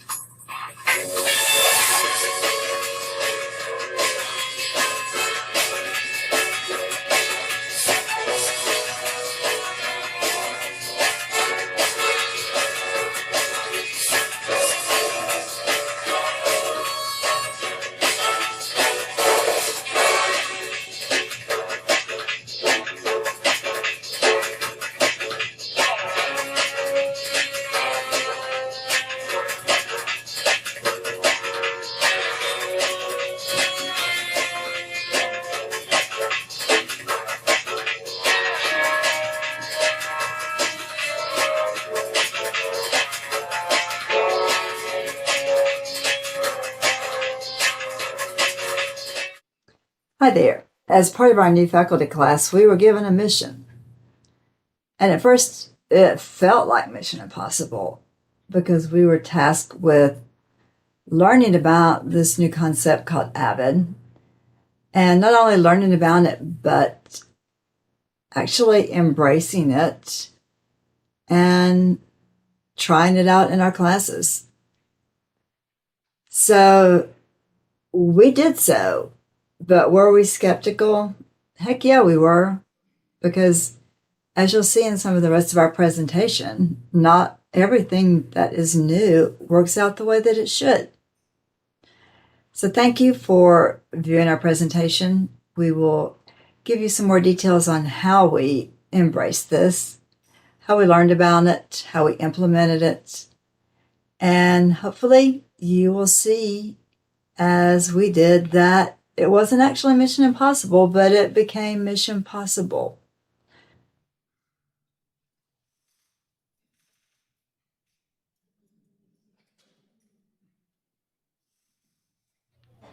Next, we'll be showing you an example of Norma's class using a graphic organizer for students to identify and also delve deeper into coming up with a diagnosis for a respiratory issue. For y'all to do. So each one of y'all has a different case scenario, and you're going to look through it. You're going to answer the questions, identify what the disease is, and what made you suggest it. Inform what information in that case study lets you know, and what else can be useful for it. And then also what treatment you're going to give your patient towards. Okay, so you can use your textbook if you have them, pull them out. Internet's fine with me as well. Get together, talk to each other, and discuss why. Okay? So what made you believe it was asthma? Because they have, he has difficult completing a sentence, use of accessory muscles, decreased vocal fremitus. He's wheezing. Yeah. All right. So explain to me what other treatments or what other therapies or test results will help you identify that specific disease. Sputum examination, a chest X-ray that could show that they have like maybe a barrel chest or depressed or flattened diaphragms. Okay, good. And prediction, what kind of treatment modality would you do? We said Duaneb and then oxygen therapy. Okay, what does Duaneb do for you? It like helps, like a bronchodilator. Hi, my name is Norma. I'm one of the clinical instructors of the respiratory program here at Piedmont Technical College.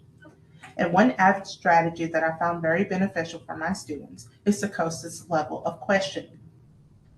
The COSIS level of questions allow my students to actually use their knowledge and critical skills to solve a case study. COSIS level of questions has 3 different types of level questions. Level 1, it helps identify the issue. Students are then required to gather their information. Level 2 explains. Students then process that information that they gathered. And level 3 predicts. Students then apply that information. In my class scenario, my students were divided into groups. These groups were given different case studies of different types of patients with different conditions. They were given 10 minutes to discuss within themselves, and after those 10 minutes, they were to present to the classroom. This is one of my examples, one of the case studies that I used on one of the groups. The student was then to identify, which is level 1, identify the appropriate or the apparent cardiopulmonary problem of this patient. Level 2, explain. Explain what conditions, what additional information can be useful to confirm this diagnosis that was not given in the case studies and why. And then predict. What treatment modalities would you suggest for this patient? And how will it be beneficial for this patient? Students had a great time. They were able to interact with each other and understand each disease process at the end of the day. uphill. Whoever wins, we're going to add some competition to this. Whoever wins is going to get.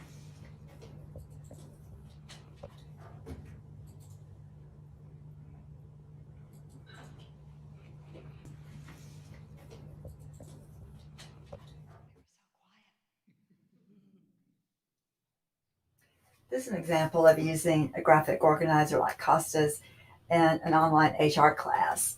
I found it was helpful in this instance, since I use this as extra credit, to let it be like a controversial topic. In HR, that's not very hard to find because most everything related to HR can be controversial. So if you notice, they had to identify, explain, and predict. They identified what is the Crown Act. They explained how does it work and what states have enacted it.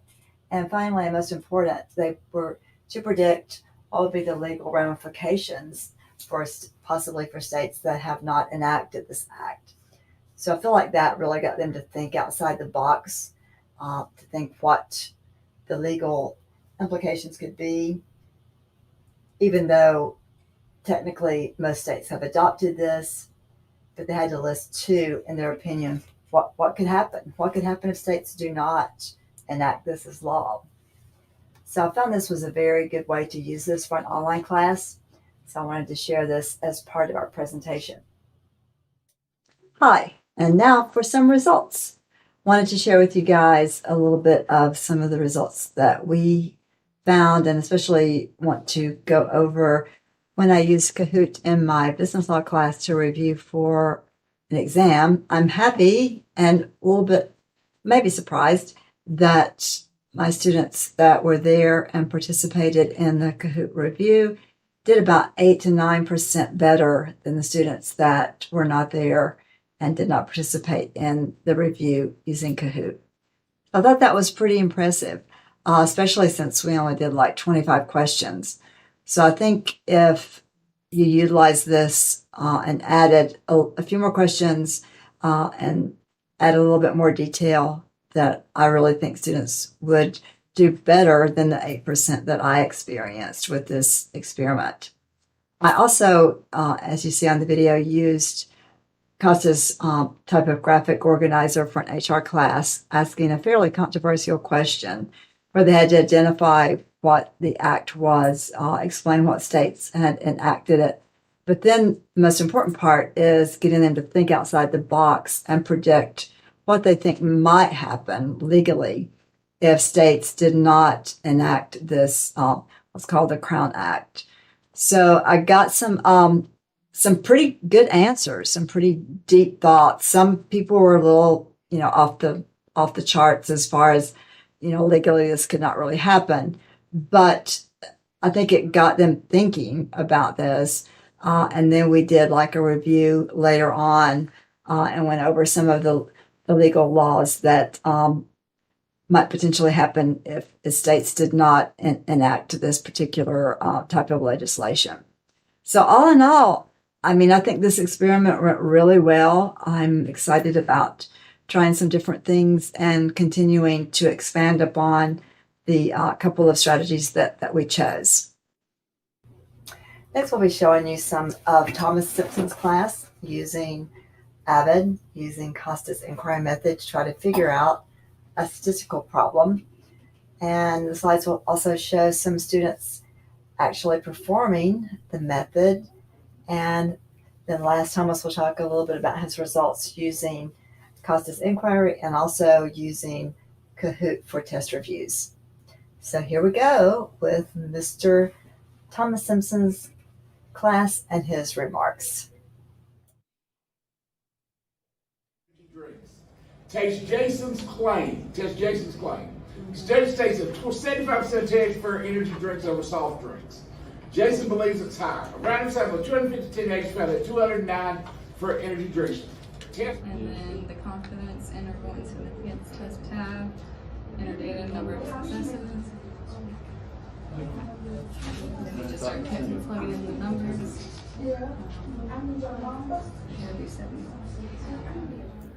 Mission complete, and this will not self-destruct because our mission of helping students learn and not just memorize information was a very successful mission. So we have only one thing left to say to you guys. And here we go.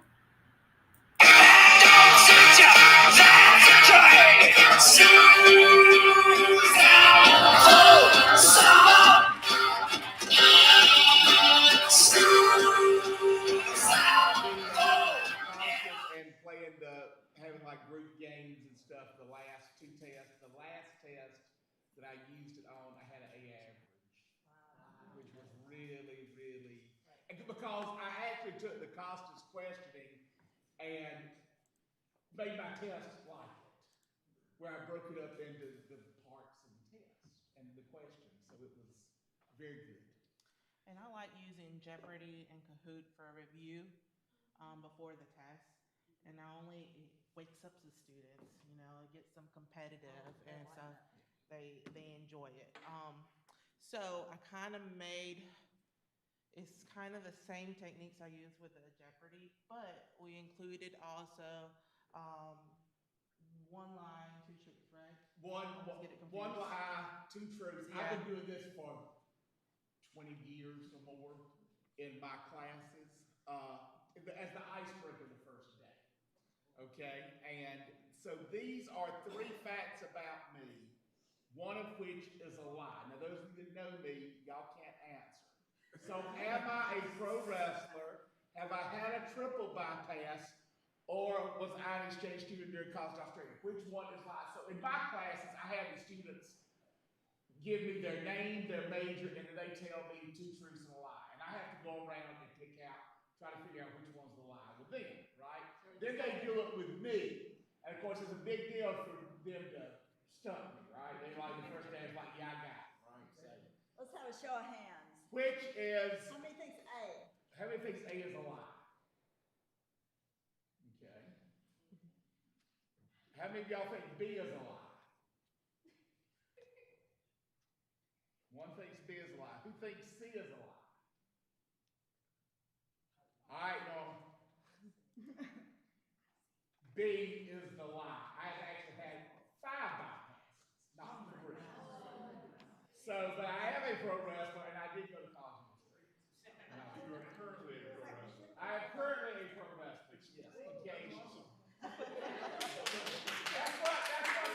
That's what Nina thought. Yeah, I am a pro wrestler. Still, even with half a foot and a high bypass, I can still get in the ring if I want to. All right, with Diane. Who believes Diane has identical twins? Raise your hand. Is it a lie? Okay. Diane broke her leg hiking at the AT in Pennsylvania. Diane used to do TV commercials.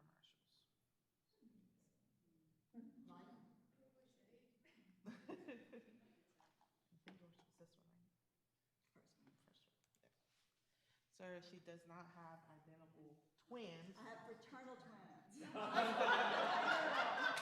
But she did do TV commercials.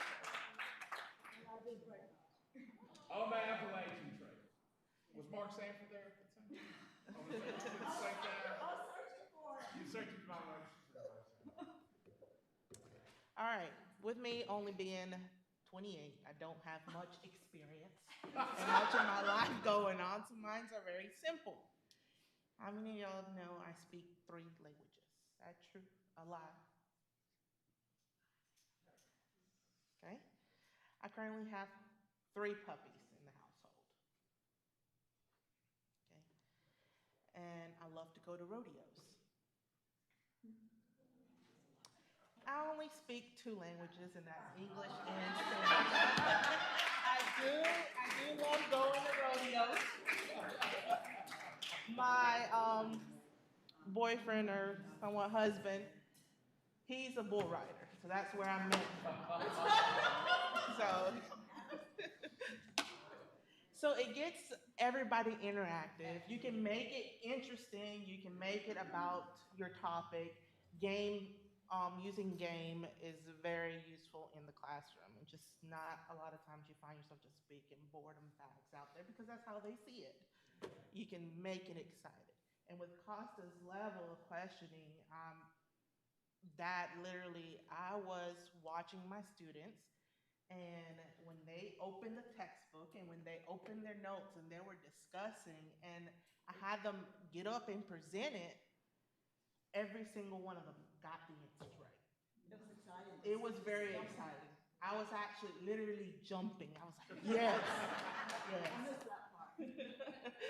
But during our presentation, we did not go back over what's AVID, blah, blah, blah, because we felt like after, we're group 5, and if you guys don't know a little bit about what AVID is right now, then you're fired.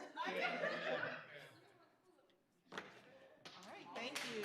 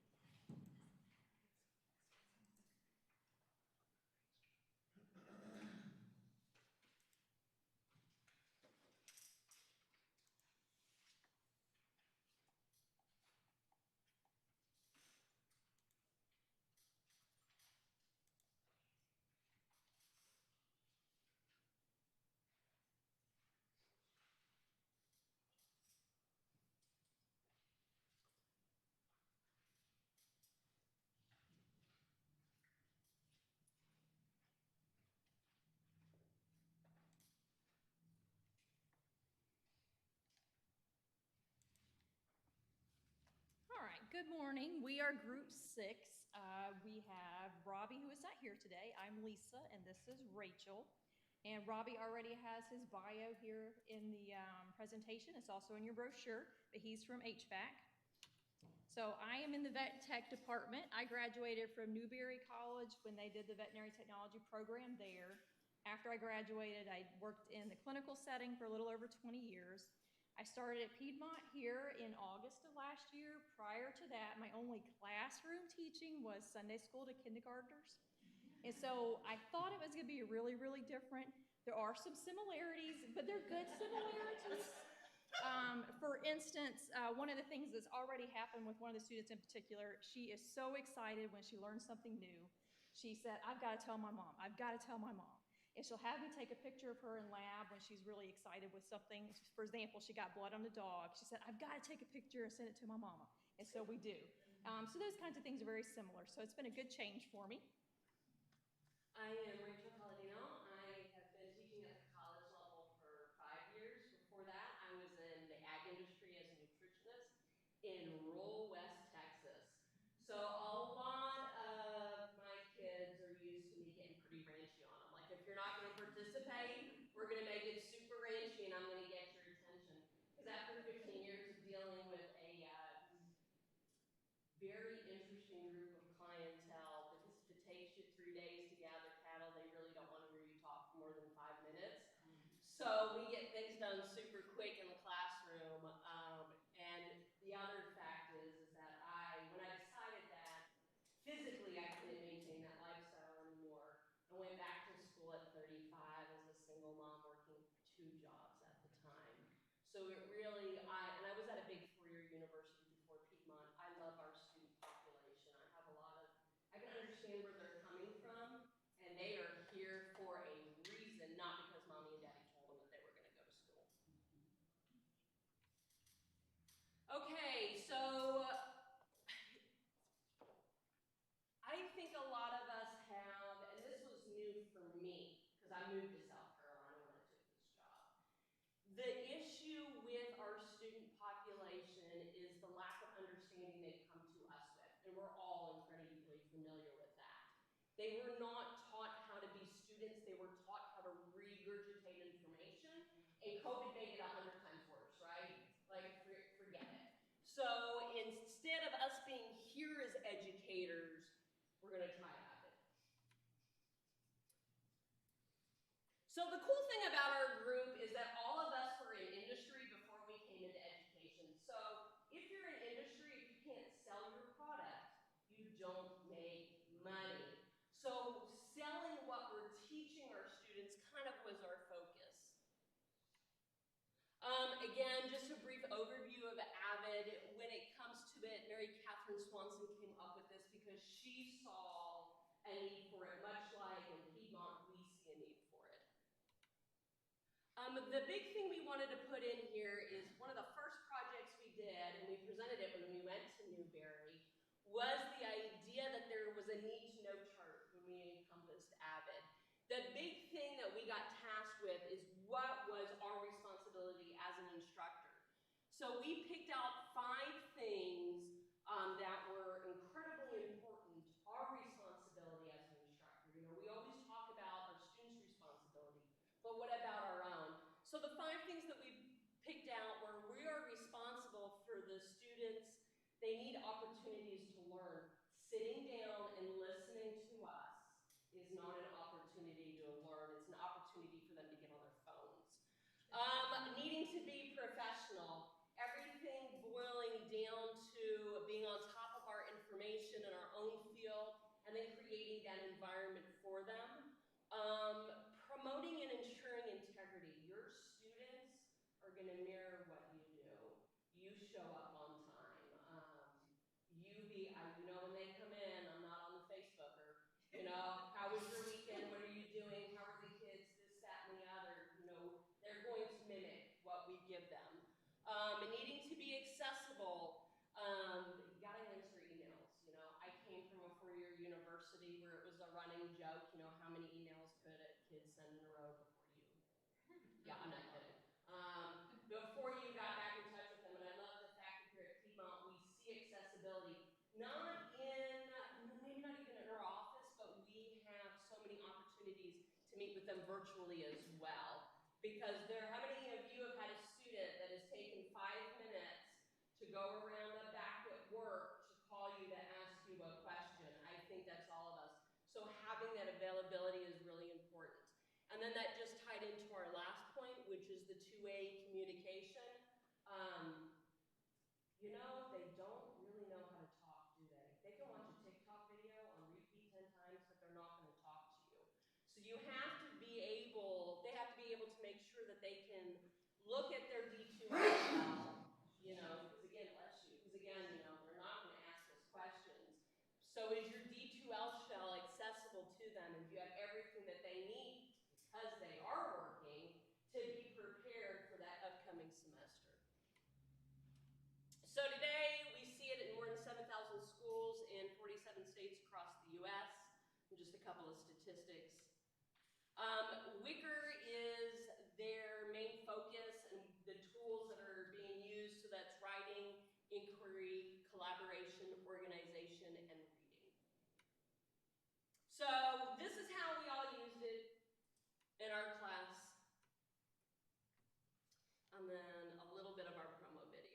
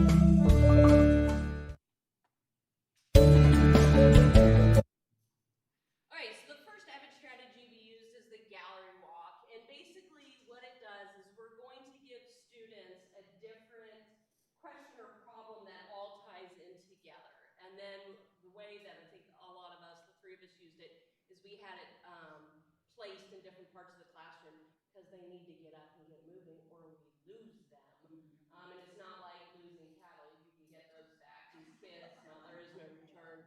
So step one, the students form as many groups as there are questions, and each group moves from question to question. As an instructor, this also made me prep.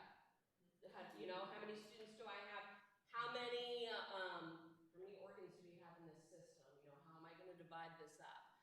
Just to point out, because the next slide's kind of funny, this is the boys' take on the urine system. And then that's the girls. What a pretty glamorous. The second step is after writing the group's response to the first question, the group rotates to the next position, adding to what was already there. The girls had everything. Step 3 is the last question is the group's responsibility to summarize and report to the class. Most of mine teaching biology are going to go into healthcare, right? And a lot of them go in there and you can't get a word out of them. And before you know, I kick them over to Connie. It's one of the things that this also makes them get up and speak. Like, you're going to have to interact with your patients. You're going to have to interact with their families. So let's start today. Let's start now. So the cool thing about using the gallery walk, we all used it because even though Lisa's dealing with cats and dogs, I'm dealing with people, Robbie's dealing with an HVAC unit, they all have a circulatory system.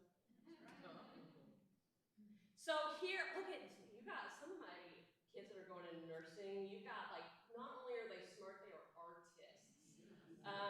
Like you can see all 3 tuna, because I was super, like this was so much fun. I was like, not only are you smart, you're talented, because they've spent all semester with me like, don't stick people. So this was mine. You know, there is like a heart, it's like, beep. I'm like, there it is. So what we did is, being a biology instructor and doing all anatomy and physiology classes, we break down every system, right? It's all got parts. So I would assign them a part. I would assign them the anatomy, again, girls on the top, and the physiology, and then they would teach about each organ, and then what I would do is I would summarize how all of them work together. And I did a lot of this in lab, because in 2.5 hours, like I mean, what are you going to do? Dress and drive and do the hula? So it's one of those things to keep their attention for 2.5 hours. If you let them color, you know, it gets it done. Robbie cheated because he got to put him up on a scissor lift, you know, like, so his gallery walk was, you know, a little bit more than a classroom. He had stuff set up in one of the bigger HVAC teaching rooms and got him up and down on a scissor lift and did some other really cool stuff, but all the same principle and with that circulatory system of HVAC. And then Lisa. This is the gallery walk we did for the vet tech department. So the way I set this one up is as many stations as I had, that's how many groups we had. Each group was assigned a sticker, and so when they got to each station, they knew to look for the soccer ball. That was the portion they were going to answer. So in this example, we did diseases. So if you answered what transmits a disease at the first station, then the next station you would do the symptoms, the next station you would do, is it a bacteria or virus, that kind of thing. And this was also a bring your dog with you kind of day, so there was an extra one there in the middle.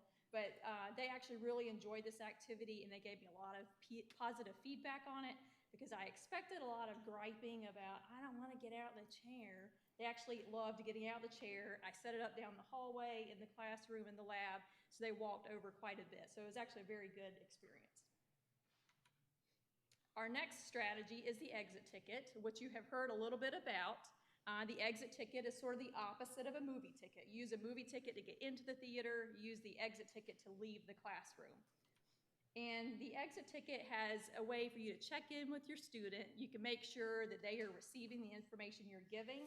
And the exit ticket doesn't necessarily have to be related to what you taught that day. If you want to just get something interactive, as in, what do you want to study is our next topic, you can just ask a survey type question. So there are many options there. I have some options of things we have done in the vet tech department. So what did you learn in class today that surprised you?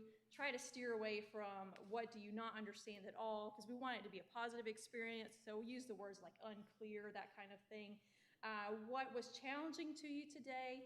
What was your main takeaway? They really enjoyed when I asked, what would you like to ask on a quiz or a test? They felt like they were interacting and they had some feedback. I did use a lot of their questions that they had put on the exit ticket. I didn't tell them those were questions I was already going to use, but they feel like they had really been involved with that. So in the vet tech department, this example here is with a physical, tangible exit ticket. So these were post-it notes. We had green ones and pink ones, so they had different prompts as to what we wanted on each of the tickets. It just so happens that in the vet tech department, unlike with Rachel, I always use the same classroom, so I can put the exit tickets on the wall. We can leave them there for a few days. The other students can read them.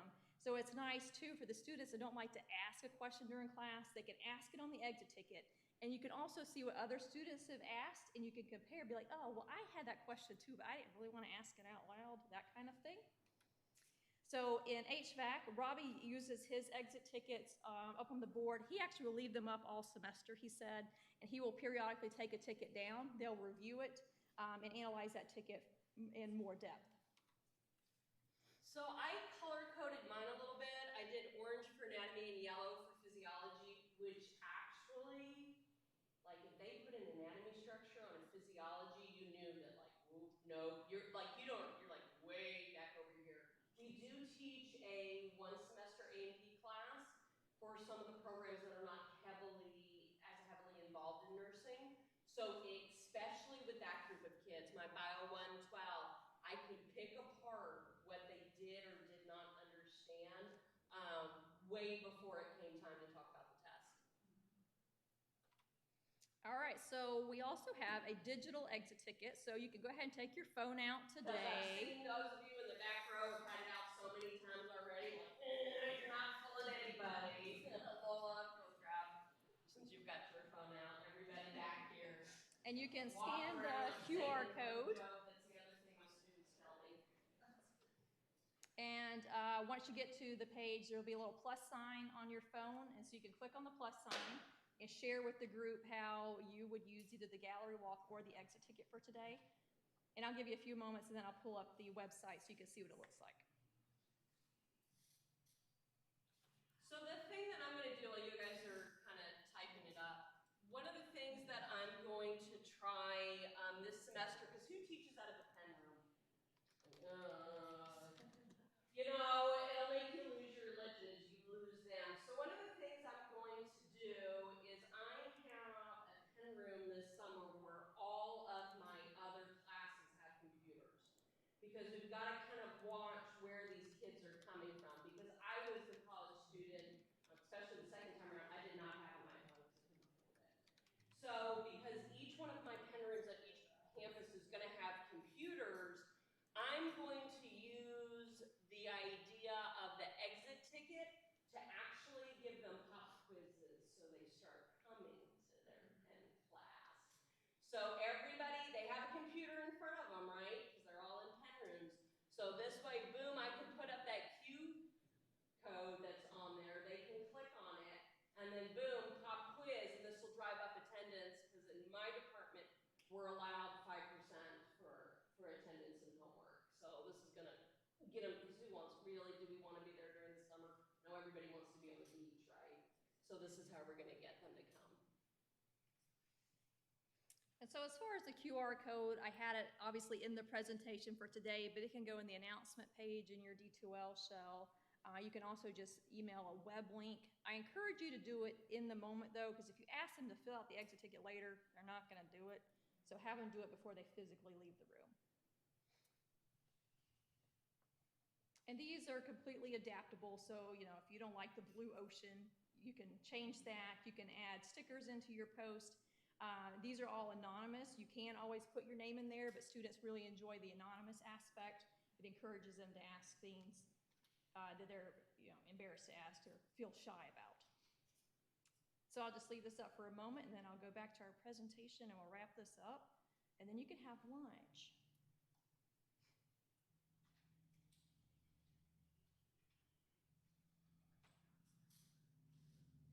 All right, so we have a lot of feedback going on there. Oops. That's what you like to hear. Oops.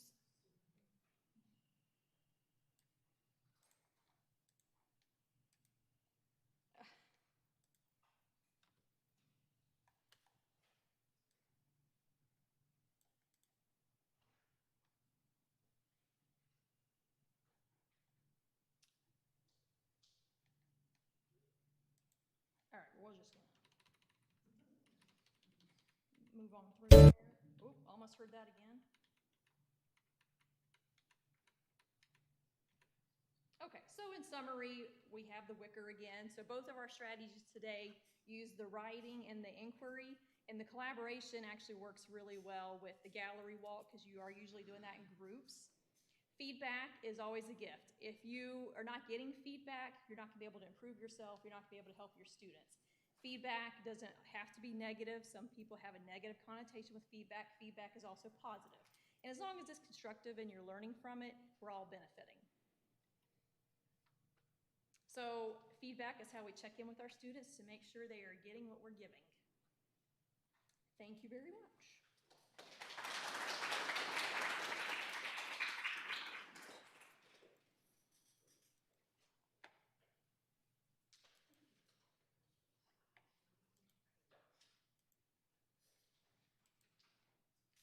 Logging out of all the stuff.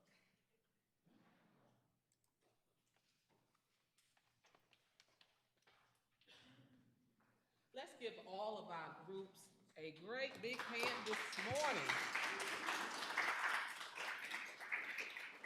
I want to thank all of you for your preparation that went into your presentations over the past year. We thank you again for your support and those that are here with us and those that are viewing online. Now, if I would, if we could have all of our new faculty team, as well as Dr. Fewox. We're getting ready to the portion that we've been probably waiting for a while. Presentation of our graduating certificates to our new faculty graduates for the 2022-2023 year. All right, our very first graduate we're calling up is Miss Sandy Anderson.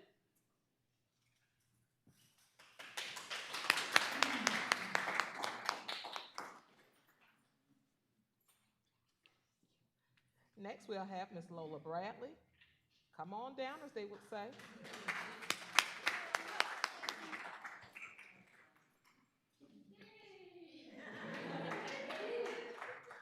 Next, we'll have Mr. Jeremy Brooks.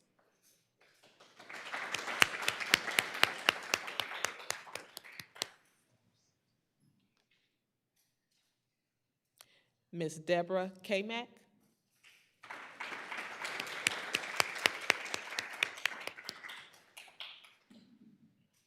And we know Mr. Robbie Hill is not here. Could we give that to Christina? Would you take it for us? Thank you so much.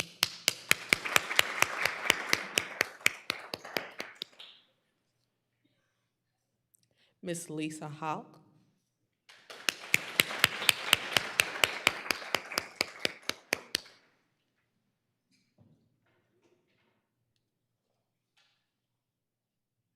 He lets us call him Roy. Will Mr. Roy Lee come on up?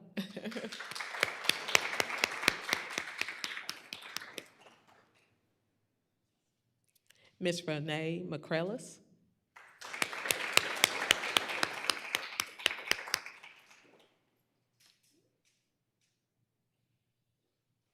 Miss Rachel Palladino.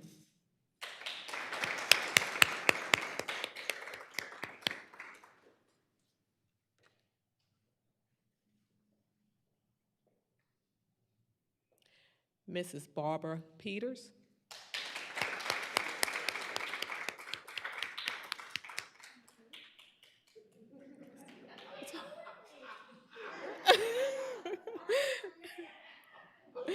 Miss Norma Pineda.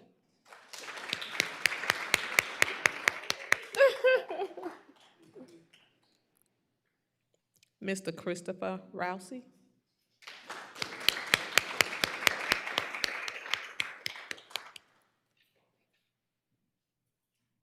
Mr. Thomas Simpson.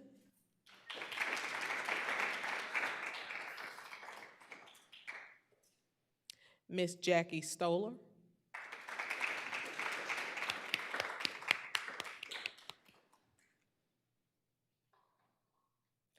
Miss Connie Watson with sterile hands. Great lesson. I'll never look at gloves the same way again. We know Mr. Bennett Wicker is not here. Ms. Knight, will you please do us the honors again? Thank you again.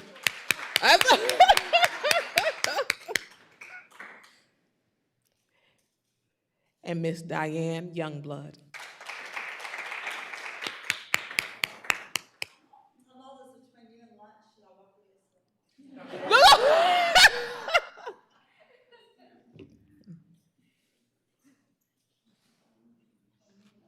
Presenting to you your 2022-2023 new faculty class graduates.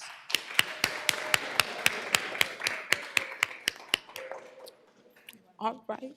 This ends our program. If all of the graduates, if you would please do us the honors of coming up front to take a final picture. Again, we thank you all for your participation and your attendance today, and we'll see you next year. Don't forget, we have a part 2 coming up. Cohort 2 will be graduating in December. See you then.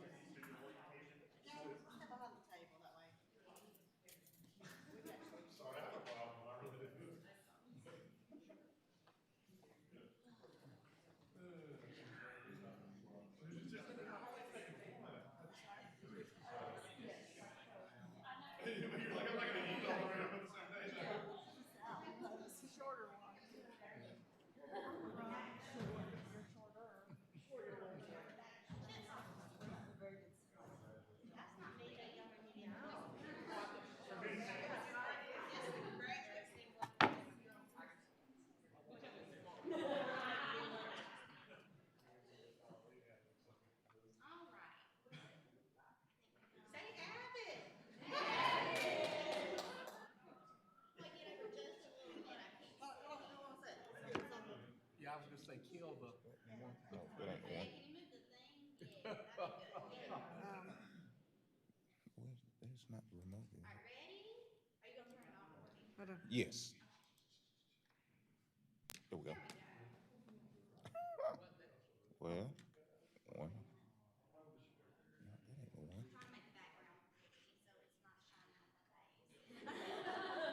I don't see the remote. Oh. Okay. There you go.